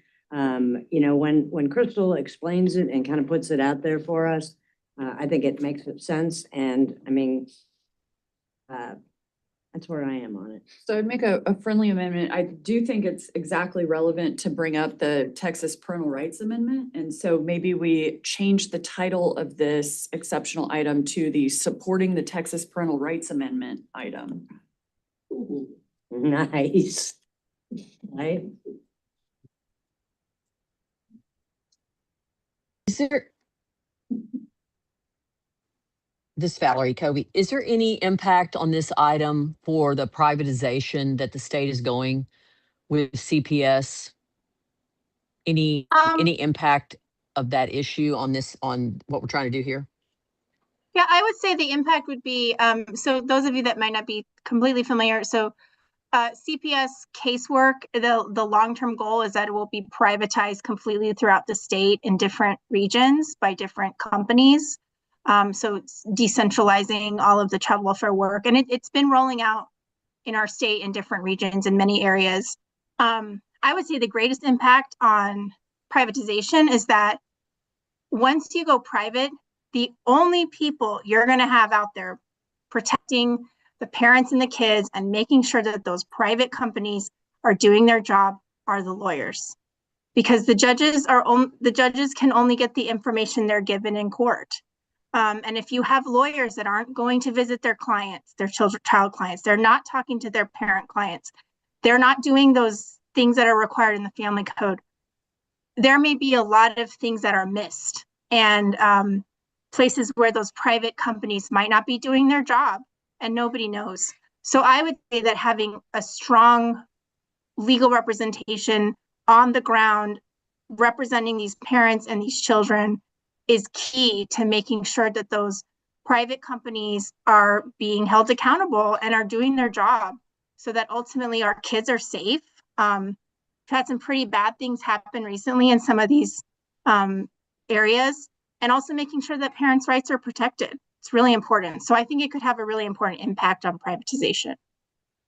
Yeah, let me just add, one of the reasons why it's costing us so much at the county level is because the CPS workers are not coming prepared. I mean, you know, I can't imagine their job, first of all. And with, you know, for various reasons, they have just recently in Williamson County, 21 spots and only 4 filled. We've done some things locally trying to booster that and help that. And now only 2, the last count, were unfilled. So we're making progress, but every time they show up, if they're not prepared, we pay that, all these lawyers we're talking about, we pay them to come up every time. And so we're that was one of the reasons why we looked at trying to do better at the local level. You know, I don't know how this is going to work on funding. I don't know if the state finds it a priority. Possibly not. They're giving to CASA. Somebody got in, and that's good. That's a good aspect of it because CASA is extremely important, and we value that greatly in Williamson County. And we have a great CASA, but it just seems like it should all work together, and it should be a conversation that we can have about all the aspects of it. Thank you. Right. So I'm not even really sure what we have on the floor at this time. I think option 1 is on the floor. It's been Assuming motion. Mr. Bennett accepts the friendly amendment as to how to frame it, but the option 1 was the 128.226 million. Mr. Bennett made the motion, but Mr. Bethke seconded that. All right. Does anybody have any other discussion before we vote on option number 1? Anybody want to give an argument for option 2? I'm not asking for an argument for option 2, but I just want to make sure I'm not silencing any voices. I just want to make sure I have concerns about option 1 because I want to make sure we're not undermining our credibility by going in with something that's not even in the ballpark of being realistic to ask. Well, and that was really part of our discussions when Jim and Scott and I talked. And we were worried that it was going to be so much that we were just going to get knocked down. I'm encouraged by Representative Moody's comments. I don't know if any other of our state reps want to weigh in on this. What does everybody else think? What of our board members? What do our staff think? What do you all think in regards to this? Are we going to be the pig or are we going to be the hog? Is Rep Smithy still on? Sorry to call you out.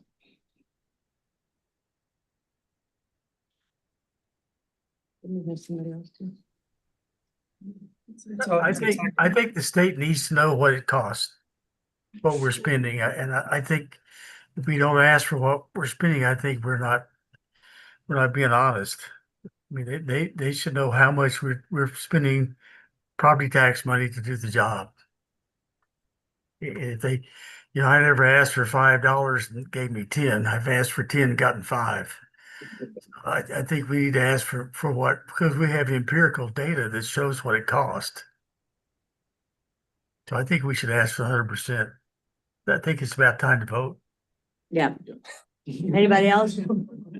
All right, at this time, all in favor of option number 1? Aye, say aye. Aye. Aye.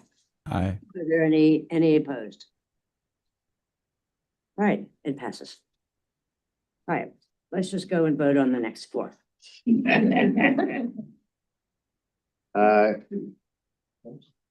1, 2, 3. We are on exceptional item number 3. We are 16 minutes over our allotted time, Right. but y'all can spend I'm not gonna say as much as you want. Right. I'm looking at Judge Maderi. Right, so this is what I'd like to do. Yeah. I'm gonna ask Scott to just lay this out in a bare bones way. Everybody should have read the packet. Everybody should be prepared to discuss this, or to vote on it. So Scott? Okay, so exceptional item number 3 is, can you go back one slide? We've framed this as stabilizing and modernizing existing public defense systems. Next slide. The components are as follows, and adding some $24 million for the biennium to ensure that salaries are competitive for public defense staff in rural and underserved areas. There's an ask regarding technology and AI modernization to increase efficiency and capacity at offices. A $28 million ask for new and expanded public defense offices to increase capacity, and a component to address the inflation that we're seeing in regards to the offices that we currently are funding on a sustainability basis, and ensuring that we can continue to fund those into the future. That item number 3, the 28 million, is basically the balance that was left over after last session. We had an ask in this space for 35 million, and we got less than that. So that's effectively the balance that was left over from that last ask last session. So those are the components. If you look to page 21 in your book, the math is there in terms of like how we came up with those figures. That first one regarding competitive salaries, that is based on the formula that is used in legislation called SB 22, covering counties 300,000 population or less. And the SB 22 funds prosecutors and law enforcement in rural and underserved areas. And so we base that figure on the same kind of formula that's being used in SB 22, but for the defense function. All right, any discussion? Motion. Thank you. Number 3. Who's that, Jim? All right, any other discussion? All in favor? Aye. Aye. Any opposed? All right, that passes. All right, what's number 4? Number 4 is a new concept of sorts, not completely new because we have proven it. I think the concept through our Operation Lone Star work and Lone Star Defender Office, which is operating a multi-county managed assigned counsel program / public defender office operating along the border right now. And so we have seen how this concept can work, how it can increase capacity significantly in those parts of the state where we don't have enough lawyers. But this is a $39.9 million ask for the biennium. That would cover approximately 28,000 criminal cases. That's 25% of cases for counties under 300,000 population. There would be financial support in here to improve private assigned counsel pay rates, to increase fee schedules. It would also fund staff attorneys who could provide representation in approximately 1,500 cases. And counties would have to opt in to agree to certain things we think to make this work, namely remote proceedings in proceedings that are not dispositive. We've seen that work in these Operation Lone Star cases. And so we would have to, in order to make this work and to, add the capacity, minimize travel costs, et cetera, some of those changes would need to be made. If you look at page 22, you can see the cost estimate and how we came up with that. All right, anybody want to discuss number 4? I'll go ahead and make the motion to approve. Okay, I'll second that. Any other discussion? All in favor, say aye. Aye. Any opposed? All right, number 5. Thank you. Item number 5 would fund 6 full-time employees. We've already talked about the 4 family protection representation staff. We are also seeking another administrative assistant for our core duties. We've had 1 admin slash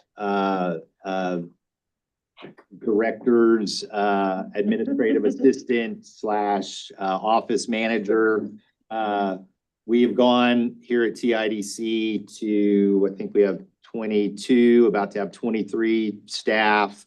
So the many teams have said, hey, we need additional administrative support. So that would be 1. And then a statewide policy analyst for the MAC also is included in here. And then Kristen had mentioned to me that there was 1 staffer that we had included in one of the LARs previously. Yes, for the statewide legal incubator. For the statewide legal incubator is a separate FTE, but that cost was already incorporated into that previous exceptional item that you approved. I will let you know, I'm in talks with OCA as to how to best structure this. So it may be possible at the end of the day that some of these FTEs would just be incorporated into some of the other exceptional items. So the amounts may change a little bit in the final LAR request. You may see, maybe it isn't 6 in this final ask, maybe it's fewer, but they'll be incorporated in other spots. But in any case, this is the cost for these 6 FTEs for this exceptional item. All right, any discussion or any questions? All right, do I have a motion? I'll make the motion to approve number 5 with staff potentially coming back for some clarification. Based on OCA, yes. Any, do I have a second? Second. All right, all those in favor, say aye. Aye. Aye. All those against, say no. All right, pass. Well, I believe that is all we have for the legislative appropriate. Oh, nope, I take it back. I'm sorry. There's one other thing I wanted to bring to your attention. Go ahead. So on this slide, you'll see a couple of other items that impact our budget that are not formally in the exceptional items. They will be in the legislative appropriations request upon your approval. So the first one is, and I've discussed this with OCA and Jennifer Henry, and these were actually can I say these were at your suggestion that these might be a good idea? Okay. So the first one is unexpended balance authority between the biennia for general revenue. So we get a lot more general revenue than we used to. And so this would allow TIDC to spend funds that are left over at the end of a biennia in the next biennia. What we're trying to do here is address a risk of general revenue funds lapsing before multi-year grant funds can be spent. We have a lot of multi-year sustainability grants that are going on right now. And there are times at which a grant applicant or grantee, someone we've given a grant to, cannot spend all their funds. They didn't get the program set up, staffing changed, et cetera. And so we want to make sure that we can spend all of those funds if we had funds left over at the end of the biennia, be able to take those over into the next biennia. So we'd be requesting unexpended balance authority. and then the other ask is to ask for estimated appropriation authority for our fair defense account funds. That is a general revenue dedicated account, which just means that we get funds, particularly from conviction fees, come to the fair defense account. And in order to if we were to get more funds than were appropriated at the beginning through the budgetary process, we would like to be able to spend those funds deposited in the fair defense account that exceed amounts appropriated by the legislature. TIDC had this authority through FY 2011. Then there was a budget crunch. They took that away from us, and it has never, we've never been given that authority again. And so we'd like to go back and include that in our LAR to ask for estimated appropriation authority as well. Both of these things will just give us more flexibility and access to more funds. There's no motion for this, right? Does it have to have a motion? There's no one drafted, but I think that we would want one to include it. We might as well just to Yeah. put it on the record. It will become an exceptional item, so. Well, it's not going to become an exceptional item, but it will be included in the LAR. I'll go and make the motion to have staff put in a UV authority and also estimated appropriation authority for this upcoming legislative appropriation request. I'll second that. All right, any other discussion? All those in favor, say aye. Aye. Any opposed, say nay. All right, passes, thank you. All right, so that is it for the LAR discussion.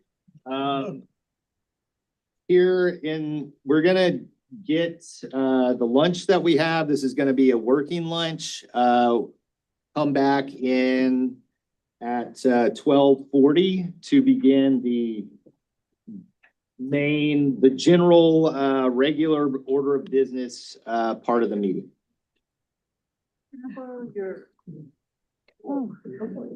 So what time did you say, 12:40? 12:40. 10 minutes, 12 minutes.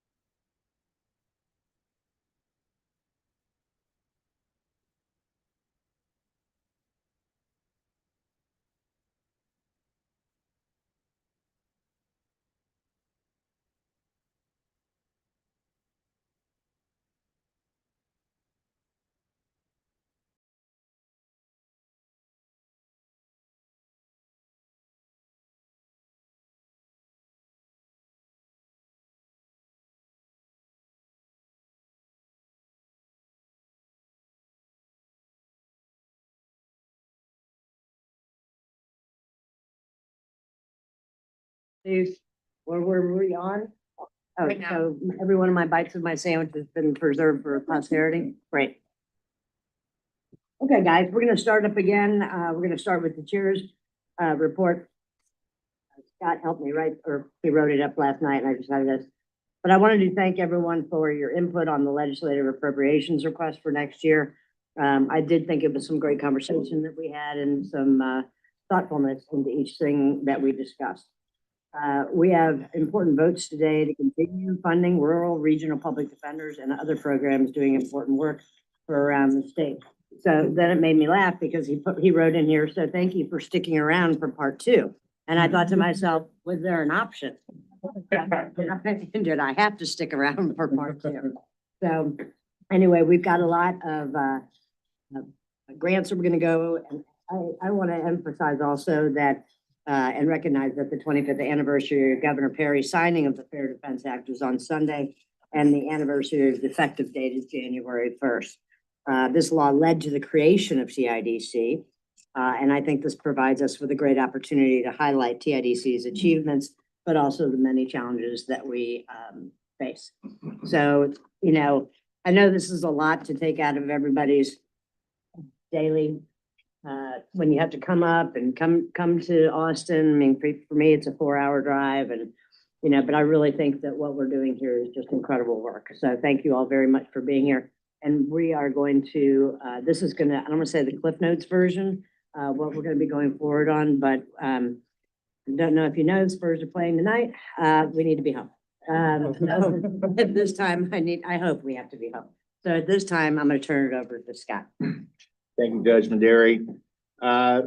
Real quick, wanted to talk about some of our new hires. Tamid Hassan is going to be joining us July 1st as our new data analyst. He is a PhD in economics from Southern Methodist University, and he's been a research fellow and instructing there for the past 5 years. So welcome, Tamid, July 1. We have our attorney recruiter job posting is out right now. That closes on June 17th. There's a link in the board book if you know anyone who would be a good attorney recruiter to help address our attorney shortages around the state. We're going to have someone working on that full time. Jacob Hinton is here with us today. Jacob is a rising senior at Texas State, and he is helping with our research needs. We also have Kristen Gilling as a rising 3L at Penn State, who is helping a lot on our research around family protection representation.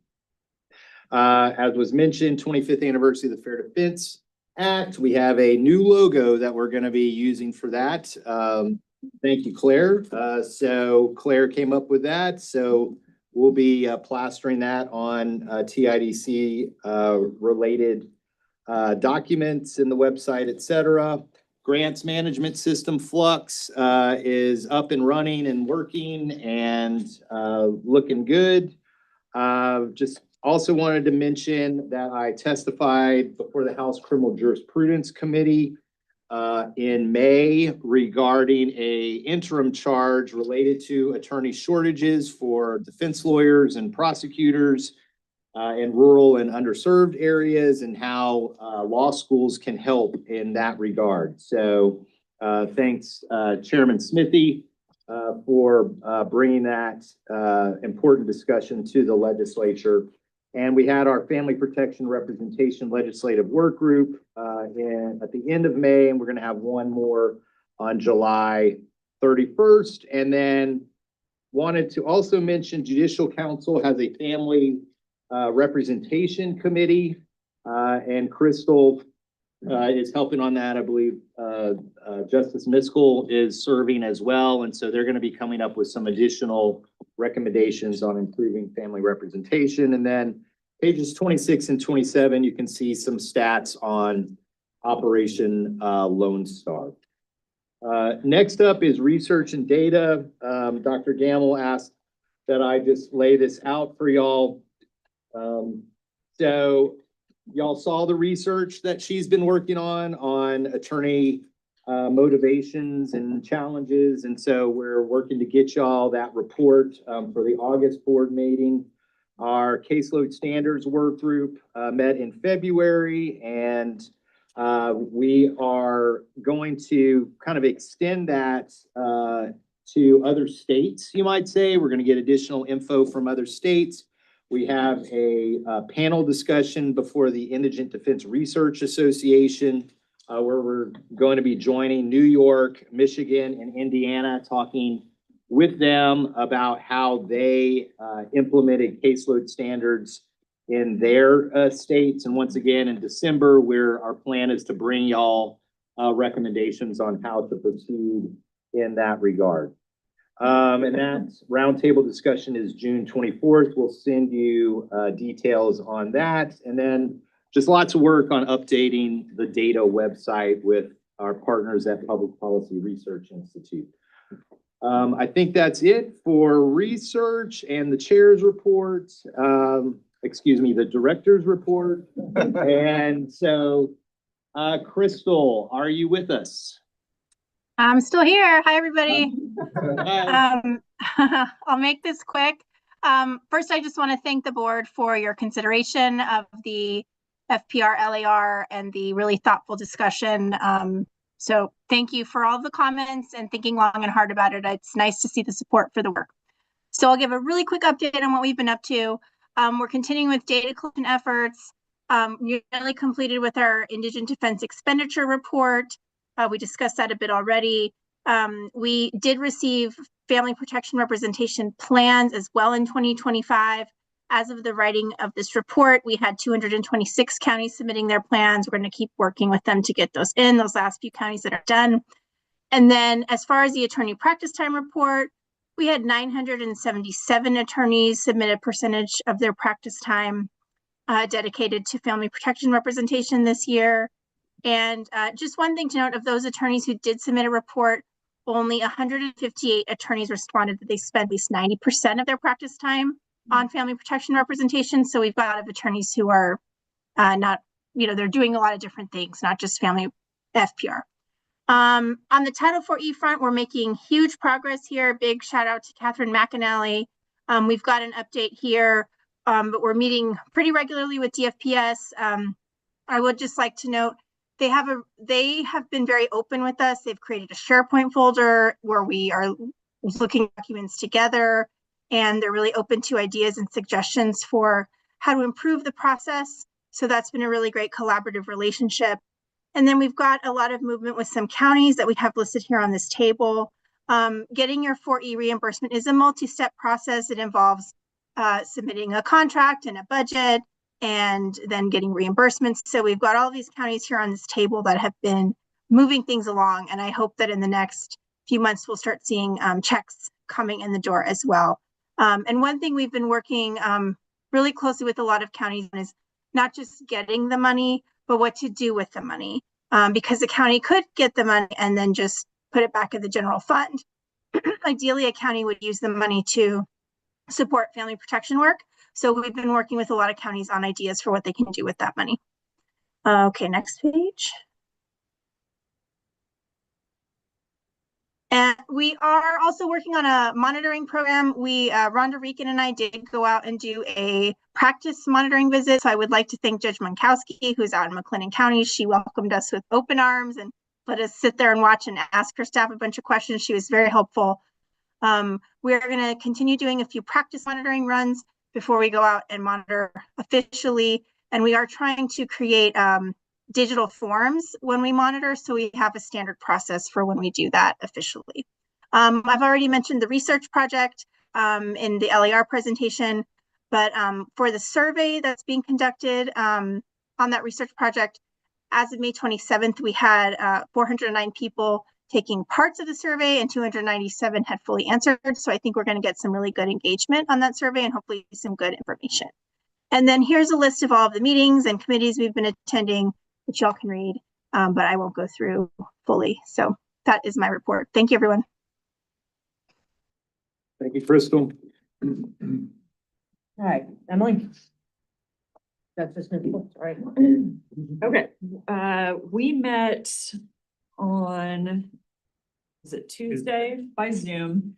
to approve the committee motions that are in our agenda today.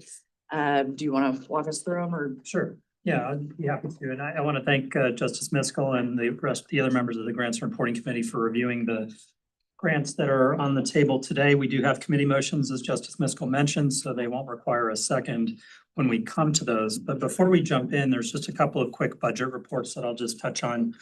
Page 35 is just the complete historical records of, or contextual records for how our collections for the Fair Defense Act look. But if you go to the next page, which is really where I highlight the takeaways here, the revenue in the Fair Defense account is looking fine. It is bouncing back from what had been a pretty serious decline in the COVID years and even after. But the revenue is coming in, and it is sufficient revenue to support the appropriated amounts from the legislature. So everything looks fine in terms of our general revenue dedicated funds that's summarized on page 36.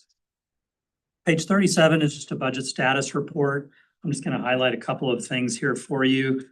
First of all, as always, when the staff brings forward grant requests for and makes recommendations to you to fund them into the grants committee, we always, of course, make sure that sufficient funds are available. They are. If you look at the first column of the budget sheet on page 37 of your materials, you'll see that at the very bottom, we've got a remaining balance in this on the budgeted amounts of $5 million. The way our money was appropriated to us this year, the legislature gave us a supplemental appropriation of $5.1 million that all came in the first year of the biennium. We knew we were going to have to carry a substantial portion of that forward to 2027 to handle our obligations for the next fiscal year. So when we have a kind of proposed budget or projected budget in the rightmost column that has some red ink at the bottom, 214,000 in the red, that is more than covered by the 5 million that's going to be available to carry forward into FY 2027. So all of the proposed grant funding that is in the packet today is fully covered and supported by our appropriations for the year. We do have one adjustment that we're going to propose. Doriana, do you want to talk about our proposed increase for formula on 38, page 38? During the FY 24-25 biennium, there was the shortfall that Edwin just mentioned, and to cope with it, the board reduced budget for formula grants and improvement grants. In this current biennium, FY 26-27, the appropriations bill includes approximately 20 million more in additional general revenue for additional funds and new programs. So last August, the board adopted the FY 26 formula grant request for applications, RFA, with no changes to the formula and budgeted $20 million. And at the December meeting, the board awarded 20 million in FY 2026. So the adjustment, I'm happy to read the committee motion for the record. There was a committee motion to increase the FY 2026 formula grant award budget from $20 million to $20.5 million. Any questions? I am on page 39. Oh, do you vote? Committee motion. So I'll move the committee motion to as stated by Doriana. Excited for the Spurs. Okay. All in favor? We have to take that then. Thank you. On page 39, I'll give a quick update on our special conditions. We place special conditions on our formula grant awards to counties that are not in compliance with plan reporting and grant requirements. We have just a couple for FY 25. There are 4 counties that still owe a formula grant commissioner's court resolution, and Dallas County is not in compliance with core activity reporting requirements to OCA.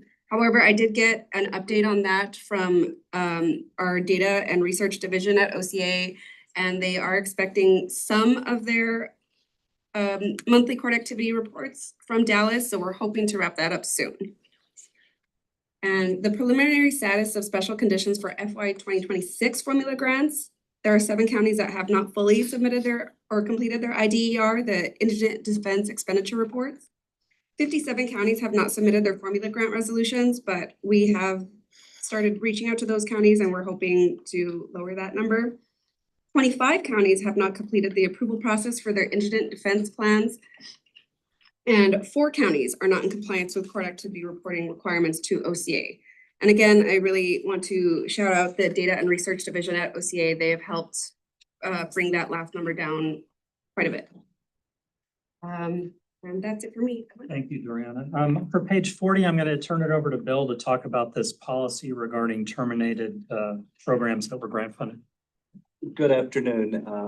You'll remember in December, we had a discussion about the concern with counties that received grant funding, participated either in our improvement grant funding over typically a period of 4 years, our sustainability grant funding, which can be for a infinite period of time, and then decide not to continue those programs. The board voted to include language in the request for applications advising counties that there may be some type of action taken by the board to either require repayment of those grant funds or to make a county ineligible for future grant funding from TIDC should a grant county choose to terminate participation in those programs either during the period of the grant or within some period afterwards without good cause.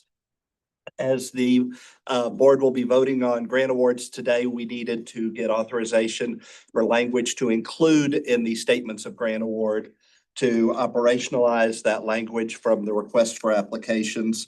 The language that staff developed and then was fine-tuned during the GNR meeting would include a clause in the statement of grant awards, which states a county shall continue to operate or participate in a program funded by TIDC improvement or sustainability grants for the duration of the grant funding and 48 months following the end of the grant funding, unless for good causes determined by TIDC. Otherwise, TIDC may impose a remedy for noncompliance under Title I, Texas Administrative Code, Section 173.307. And in drafting this, we felt it was important to recognize there might be good cause for a county to decide not to continue participation. And of course, that would come back to the board to decide whether there was good cause and then what, if any, action should be taken and how long a county should be ineligible if a determination is made they are ineligible or if other action should be taken. And we have a committee motion to approve that language. Right, we don't need a second, so all in favor? Aye. Any against? Okay. Thank you, Alden. Next items have to do with slates of continuing grants. These are grants that have been previously approved by TIDC and are just being renewed for their next scheduled award in the FY 2027. So on page 41 of your meeting materials, you have the first of these slates. And these are continuing grants that with their next scheduled year of funding that have no changes to their program budget. And we do have a committee motion to approve the items reflected on page 41. All in favor? Aye. Aye. Any opposed? Wait, is New Aces on here? Yes, ma'am. Okay, I'm gonna abstain from New Aces. Okay. that And I think Judge Evans needs to as Yeah. well on that one. Yes, and I need to abstain from the Medina County Hill Country grant. I got work for Harris County anymore. You're good. There is There's on there. The mental health. And Bears on here. Mr. Betke and Ms. And the chair are abstaining and Yes. Judge Evans is not, his item is on the next slate, so he does Exactly. not need to abstain for this particular slate. I'm just abstaining from Bear. I mean, from New Aces, not Bear. I'm abstaining from New Aces. No.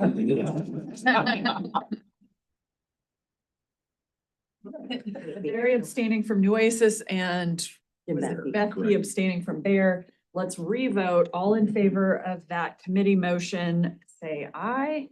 Aye. Aye. Any opposed? All right. Thank you, Alden. The next set of continuing grants is listed on page 42.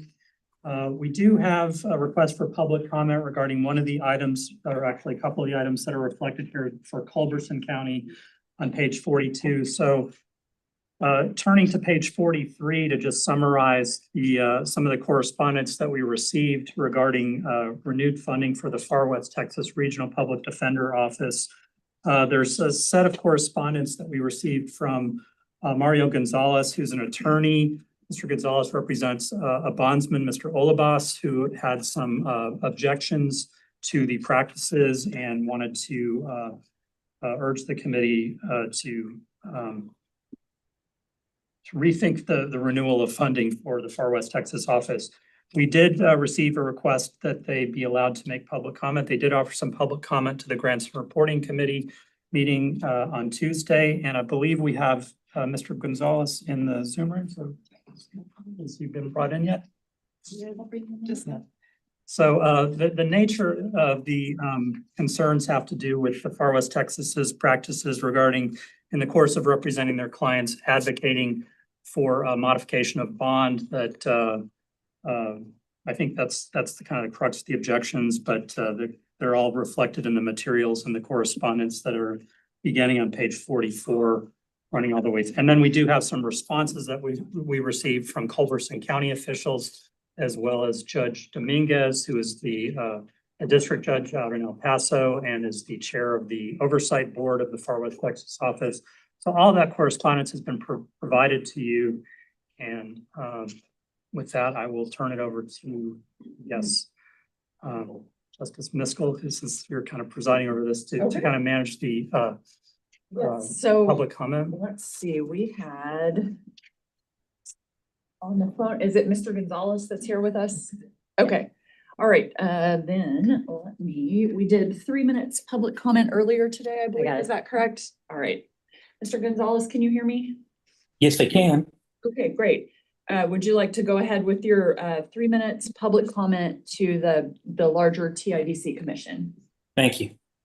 Thank you for giving me the opportunity to speak. I know you have the materials in front of you. I was not given the privilege to see what the responses were. So I am responding, or maybe not responding, to whatever comments they've made.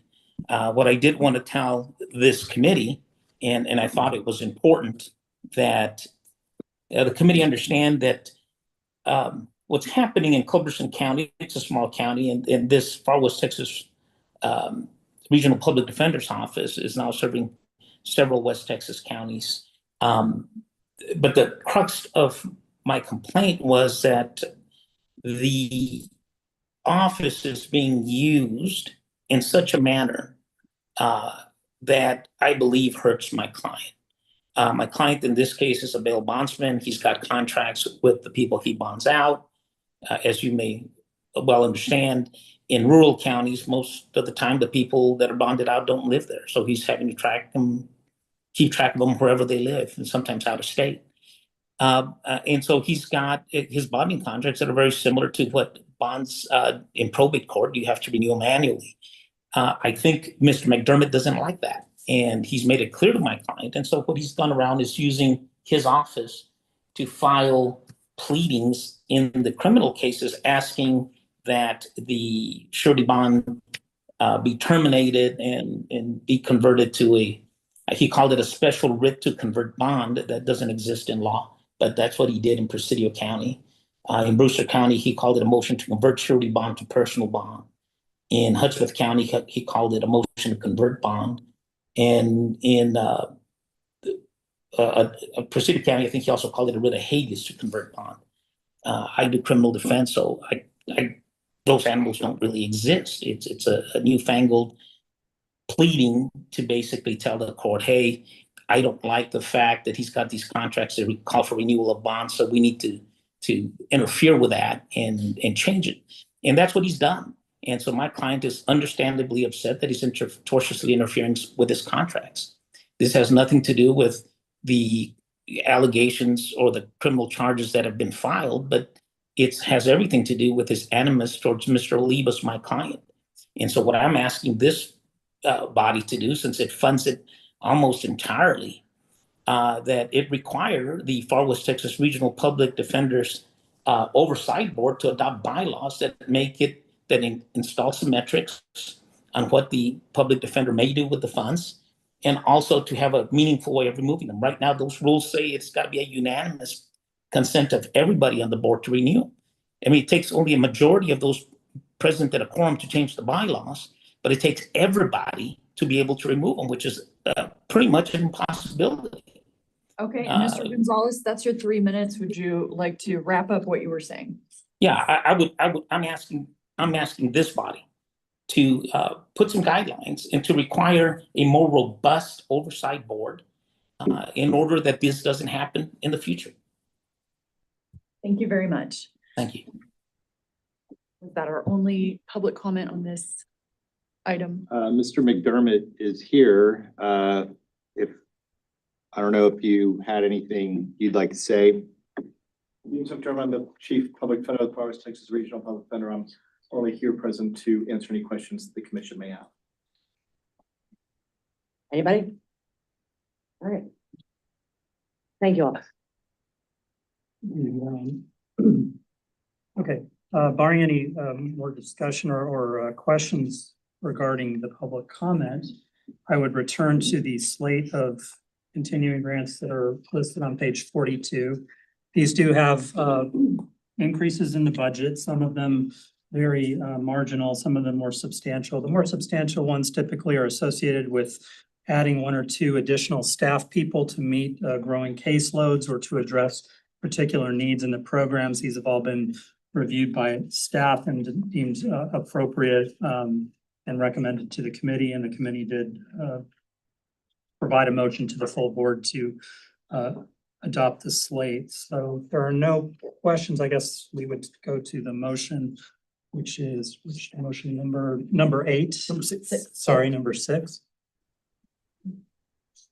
All right, so number 6 is the committee motion to award these continuing FY 2027 improvement grants that do have budget increases according to the schedule on page 41 and 42. Oh, I'm sorry, just 42. Yeah, and it's a committee motion, so we'll just call for the vote at this time. And I should note that Medina County is here, and that I think there was a concern that Judge Evans would need to recuse because he's on the oversight board of the Hill Country office. Other than that, I'm not aware of any other. But since I'm Bear County, I just in abundance of caution, Okay. I'm staying just on Bear County. Okay. All in favor? Aye. Aye. Any opposed? I will recuse myself. All right, thank you, Judge Evans. All right, next. Thank you all. And then one last slate appears on page 70 of your meeting materials. So after all the correspondence related to the matter that we just had public comment on, this is essentially a renewal of the funding that the board approved for 2026 from our temporary assistance for rural programs. We discussed earlier in the meeting, the legislature allowed us to use $10 million left over from OLS last biennium, specifically for temporary assistance for rural indigent defense programs.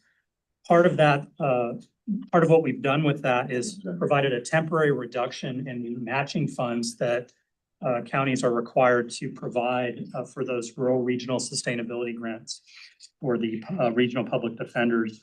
So this essentially renews them at the same level as 2026. This was kind of part of our original plan when we presented you the 2026 slate.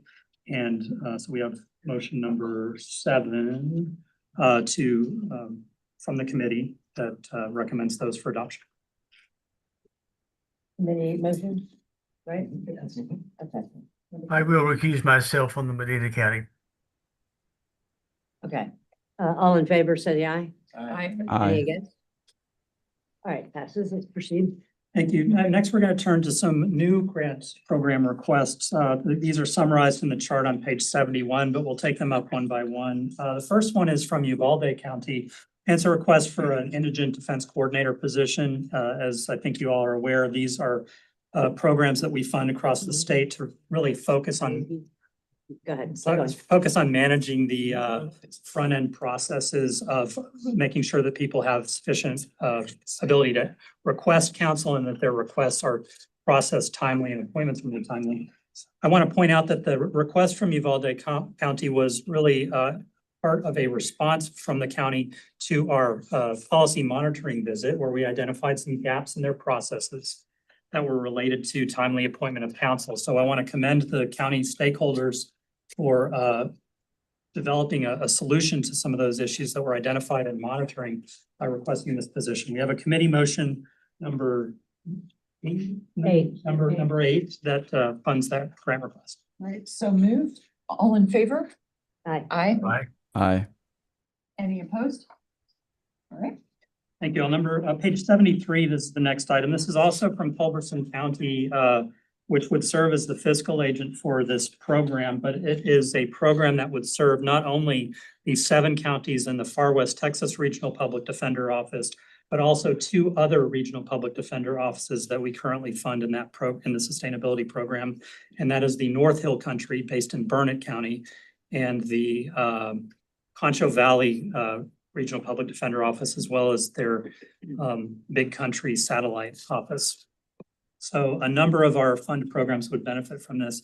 This is a project that would create a shared technology resource program that would help these regional public defender offices come up with new innovative technology applications to streamline efficiencies regarding the tracking of data and analysis of data, the dealing with voluminous discovery material that we've all heard so much about regarding in recent years, particularly so much video that programs are inundated with, and generally evaluating opportunities for some automations within these offices to really leverage their efficiency and streamline their operations.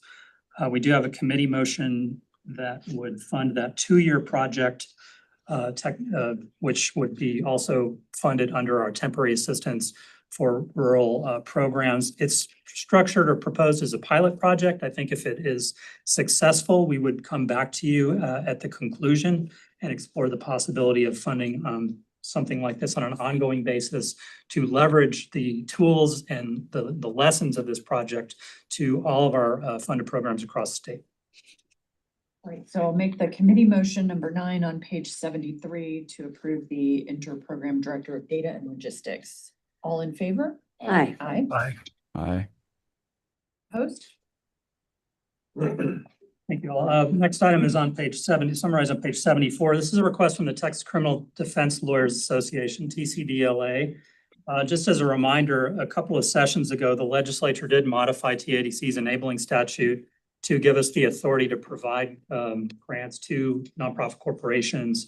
And most of our funding clearly goes through counties, but we do have the ability to make grants now directly to nonprofits, provided that they are improving indigent defense in Texas.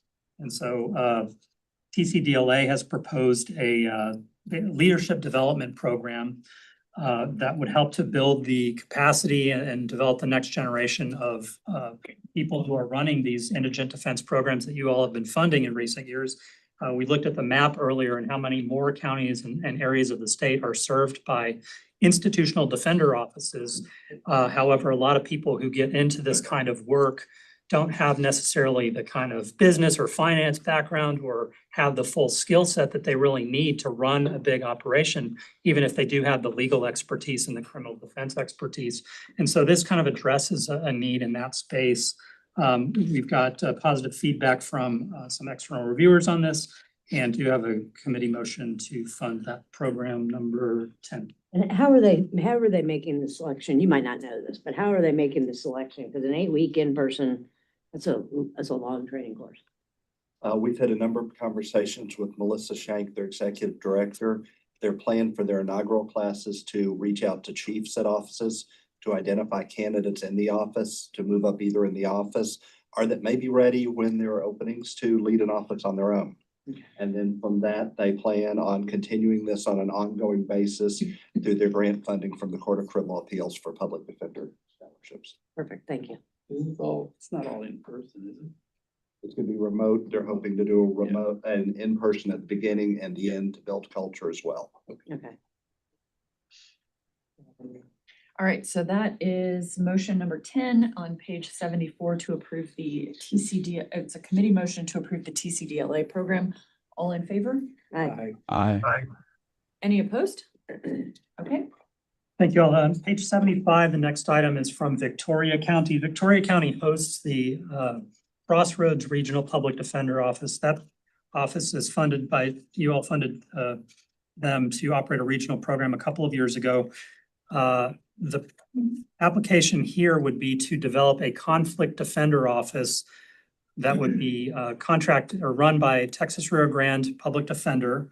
So it'd be a distinct, separate public defender that would handle conflict cases in the 4 counties served by this regional program, as well as allow Texas Rio Grande Public Defender to continue to provide the primary public defense services in Goliad County. We currently fund them to provide core PD services in Goliad County. So this kind of to generate some economies of scale folds those two projects together. It's really the first time that we have been in a position where we will have had a robust conflict defender office funded in an area that is served by a public defender, a regional public defender. We think it's a very effective model that will address a lot of the challenges that these counties, particularly the smaller outlying counties, have getting those cases covered that are not able to be handled by their primary defender office. We have a committee motion number 11 to fund this grant request. All right, so moved. All in favor? Aye. Any opposed? Okay. Thank you all. The next item, we're almost done. On page 76, we have a request from Burnett County for a sort of targeted expansion of the existing North Hill Country Public Defender Office. This is the office based in Burnett that is serving Blanco, Llano and Burnett counties. And they have proposed adding a dedicated appellate attorney. They've had the very limited wheel of attorneys in that region who are taking appointed appeals, and this would help them ensure that those were covered. And then the other position that's being requested is a dedicated mental health attorney who would handle representation for clients dealing with mental health challenges and working closely with the programs existing to mental health social workers to provide more expert representation in those special cases. We do have a committee motion number 12 to fund that request from Burnett to add those positions. Right, so moved. All in favor? Aye. Any opposed? Thank you. And then the last item is really just housekeeping on page 77. We provided a grant, the board provided a grant to El Paso County for Operation Lone Star cases. They had a number of cases that they needed assistance on. The ability to staff up and use up those granted funds, it's taken a while to ramp up, I guess, longer than expected. And they've asked for a no-cost extension of the grant term. The TIDC director has the ability to extend up to 6 months. They've asked for a full year to allow them to fully use those funds for the granted purpose. And in order to do that, we just need board approval. So we have a committee motion number 13 to extend that with no cost. So moved. All in favor? Aye. Aye. Aye. Any opposed? Okay. Is it appropriate for me to recuse from that vote I think it'd be good to abstain, yes. or abstain? Sorry. Please show me abstaining. Thank you. That concludes our motions from the Grants Reporting Committee and our grants section of the agenda. And I believe, with the exception of our fiscal monitoring report, which begins on page 79. And for that, I will hand it over to Deborah Stewart. Thank you, Edwin. Good afternoon, everybody. So the fiscal monitoring report is on pages 79 through 88. I list usually all the activity for the fiscal year, but I just want to summarize what we've done since the March meeting. We did not start for new on-site monitoring. We did not start any new monitoring visits. We've just been working really hard to wrap up the ones that were outstanding. And we have started the process looking at the risk assessment to decide what counties will be reviewed next. So that's going on right now. As far as reports for the on-site visits, the Hill County initial report was issued. Responses due by July 6th.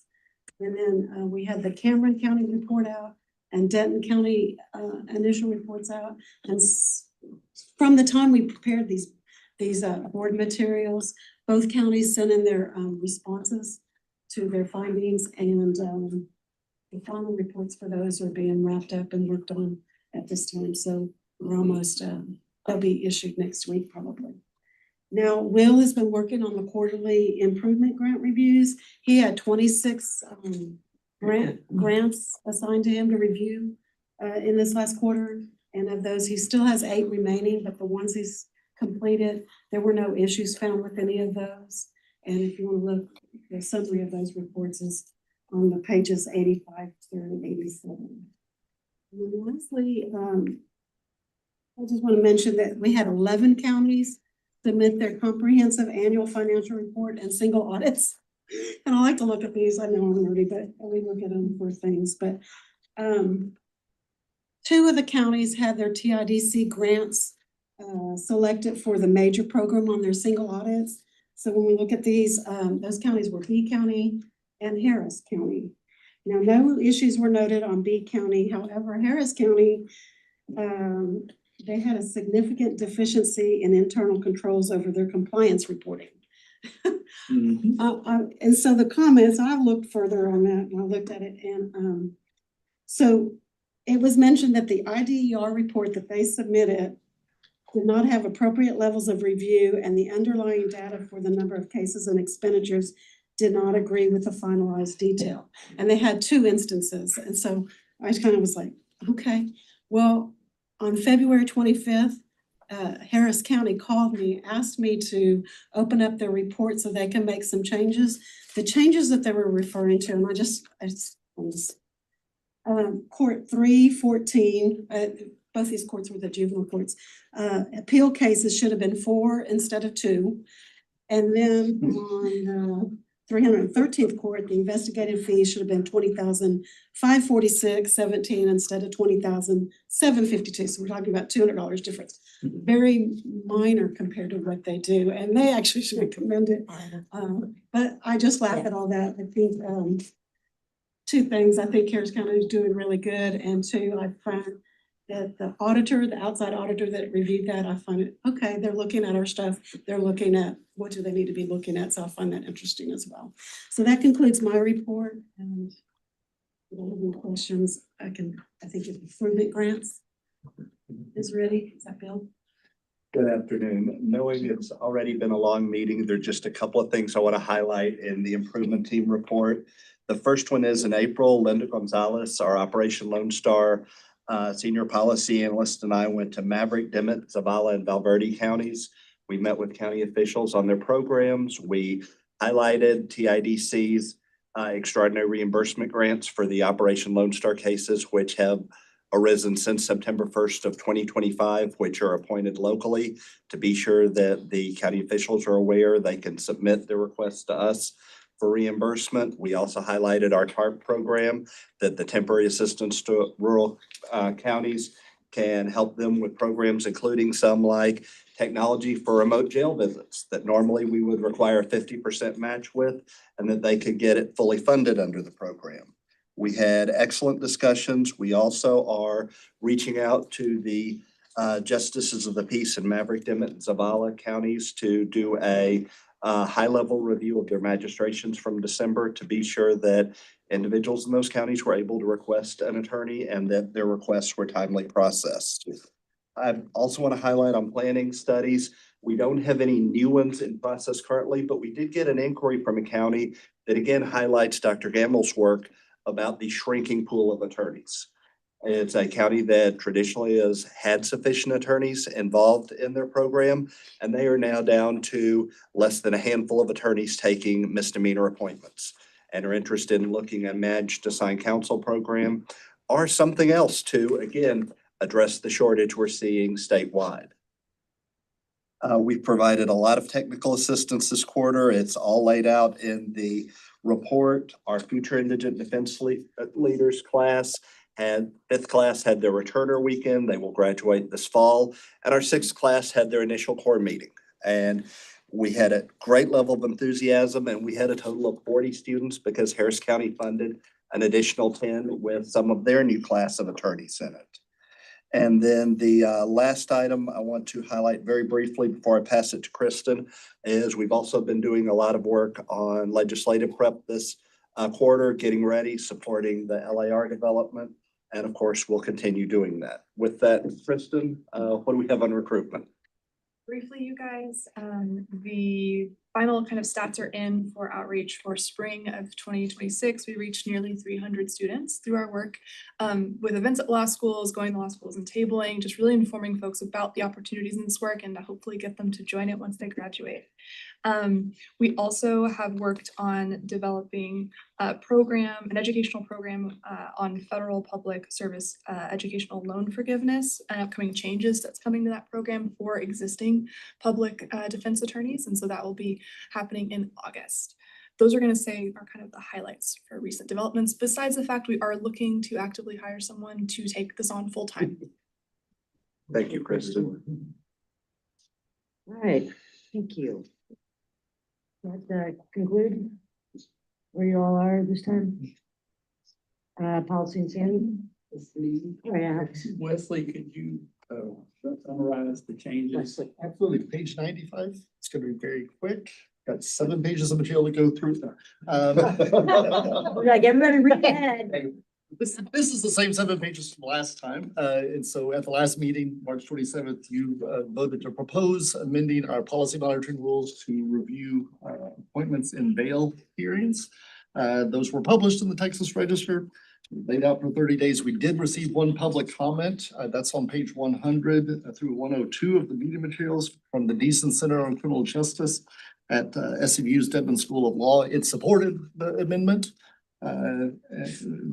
They thought TIDC should be reviewing these bail appeals and appointment of counsel and really just noting the importance of having counsel. So today, what's before you would be to adopt the amendments as proposed. And if you do so, they'll be published. And yes, that's the motion. And we'll notify the Texas Register and they'll become effective 20 days after that All point. right, I'll make that motion. All in favor? All right. It's all I get to do. I know.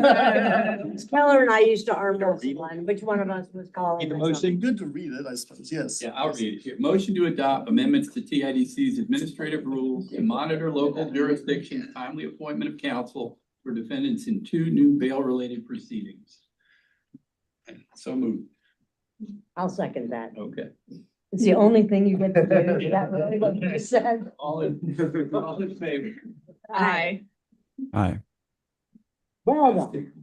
Thank you. Next, report on 2025 indigent defense plan. That's on page 103, for your honors. Covered it. There's really, we're down to 25 counties that haven't fully completed the approval process, and we're actively reaching out to those pending counties right now. Okay. The monitoring report. Joel. Okay. Our next topic involves top attorney caseloads and payments for FY 25. I want to point out that FY 25 totals are preliminary.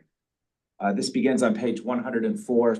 In FY 25 so far, we've received indication that 4,610 attorneys received payment for indigent defense cases. Most of these attorneys did not have excessive appointed caseloads. The median appointed caseload was 38% of the weighted caseload guidelines. And that means that an attorney can receive no more than a combination of 128 felony cases, 226 misdemeanors, or 31.2 appeals. However, there were some attorneys that had very high appointed caseloads. On pages 104 and 105, I list the top 30 attorneys who had 4 times or more of the weighted caseload guidelines. And these weighted caseload guidelines do not include capital or juvenile cases. There were also 30 last year. Highlighted attorneys were on both the FY 24 and FY 25 lists. So in those instances, it wasn't a one-time anomaly. They're continuing a major pipeline of moving cases. Which ones were those? I'm sorry, which one were the, is that the husband-wife one? Or They wasn't there are, a husband and wife? yeah. Never mind. Just go ahead. I'm trying to see where they are on the list. I think they're on the payment list. Different lawyer that made one. Yeah. I think we're coming up to them, Judge Maderi. But yes, out of these 30 attorneys, 15 were on both lists, and the counties that had high attorney caseloads the most were Dallas had 10 of these attorneys, 6 were in Travis, 4 were in Tarrant, and 4 in Bell. Continuing on to top attorney payments, go to page 107. So most attorneys do not make a lot of money on appointed cases. The median non-public defender amount paid was $44,000 for the year. But I list on here those attorneys that made $600,000 or more. There were 2 attorneys that made more than $1 million. And it looks like, yeah, one of those attorneys I see, Judge, is, I think it was Jimmy Ortiz, made 847. And I don't see his wife on here for FY 25. Jeannie. Is she on here? Oh, yes, she is, right below him, yes. So they're both on this list. There were 24 of these attorneys in FY 24. 17 of them occurred in 24. And so 14 were on both lists, largely the same attorneys. And out of most of these cases came from Harris County. 21 of the attorneys in FY 25 were taking cases in Harris County. And that concludes the details, but I believe Scott Ehlers wanted to say more. You may recall, last year, you directed me to send letters to all of the major stakeholders in these counties where these attorneys practice. And I can tell you that I heard from the policy monitoring team on some cases where they went to a county and one of the judges, remembered the fact that they received one of these letters about one of their attorneys who had high caseloads or high payments. I've heard from other folks that it has, gotten folks' attention, despite the fact that you still see folks who were on the list last time or on the list this time. Nonetheless, I think it does make a difference to at least make the judges aware that, this is going on and they may want to change practices to reduce, caseloads. So unless y'all object, I'd like to send a letter once again. I'll work with Judge Maderi to draft that up and send that to the major stakeholders in these counties to just, once again, let them know about this report and the attorneys who have, who are listed here. I don't think a no motion is necessary. All right. Continuing on to page 109, I have a summary of recent policy monitoring activity. Since our March board meeting, we've issued 5 reports and we've received responses to counties from 7 reports. The one county I'd like to highlight is Bosque County, and I congratulate them for doing lots of work to address our past findings so we can close the review. In addition to our regular reports, we do informal drop-in reviews to small counties. And in the time between the 2 meetings, Wesley and Natasha made it to 4 counties in the Panhandle bordering Oklahoma in the north. And Ashley and I went to 2 counties, Winkler and Ward, that are just a little past Odessa. So we try to reach all of the counties, and these drop-in reviews are informal, but we try to make sure that people are able to request counsel and get those requests ruled upon in a timely manner. And then finally, on this topic, let's turn to page 113. Every board meeting, we talk about Maverick and Zavala data. Maverick and Zavala counties, they both report monthly data to us showing the number of appointments made and the number of denials of indigence. We do this because we had longstanding monitoring reviews that we were not able to address the findings for. In particular, we could not guarantee that people could request counsel and get those requests ruled upon. And so we list there the past reports. On page 114, you can see some of the recent submissions. We're hopeful that we're making progress in that area. Bill and Linda recently, as Bill just noted, went down there to make sure that we're knocking out the roadblocks towards people able to get prompt appointment of counsel. We've also funded an indigent defense coordinator through a grant from TIDC. And now recently, we've also funded a regional public defender office for Maverick, Dimmitt, and Zavala counties, and that's just beginning operations. So we're hopeful that in sometime in the future that we can make sure that these findings are addressed. Joe, just a quick question. I see the number of requests received and appointments and all that. How many cases are being filed monthly? Okay, in the past, there were several felony cases filed, but a small portion of the misdemeanor cases that are filed. So if you're arrested for a misdemeanor case, you can request counsel. You don't know if your case will be filed. Probably less than 10% of the magistrations actually are ever filed in Maverick County. So it's a little tricky. You still have a right to counsel, but you don't know if the case will ever be filed. But what I'm getting at is it says, okay, in April 26, there was 12 requests, 17 hearings. How many cases went through 17 hearings? Yes, so out of those, it was 15, 17 requests. As probably, I can't remember off the top of my head, but probably like 40 of them. Okay. But then they'll have a gap in getting those requests to the court to be ruled upon. So the 26 people made requests, but the coordinator received 12. And Mr. Bethke, that's part of why when Linda and I were there, and I've been following up with the JP since, we ask every JP for the Tri-County to give us a copy of the magistration forms and any affidavits of indigence that were completed pursuant to them for the month of December. And then we're doing a deep dive in those to see how much we can correlate into what's happening and get another level of insight into the data we're receiving. Okay, cool. No troubles.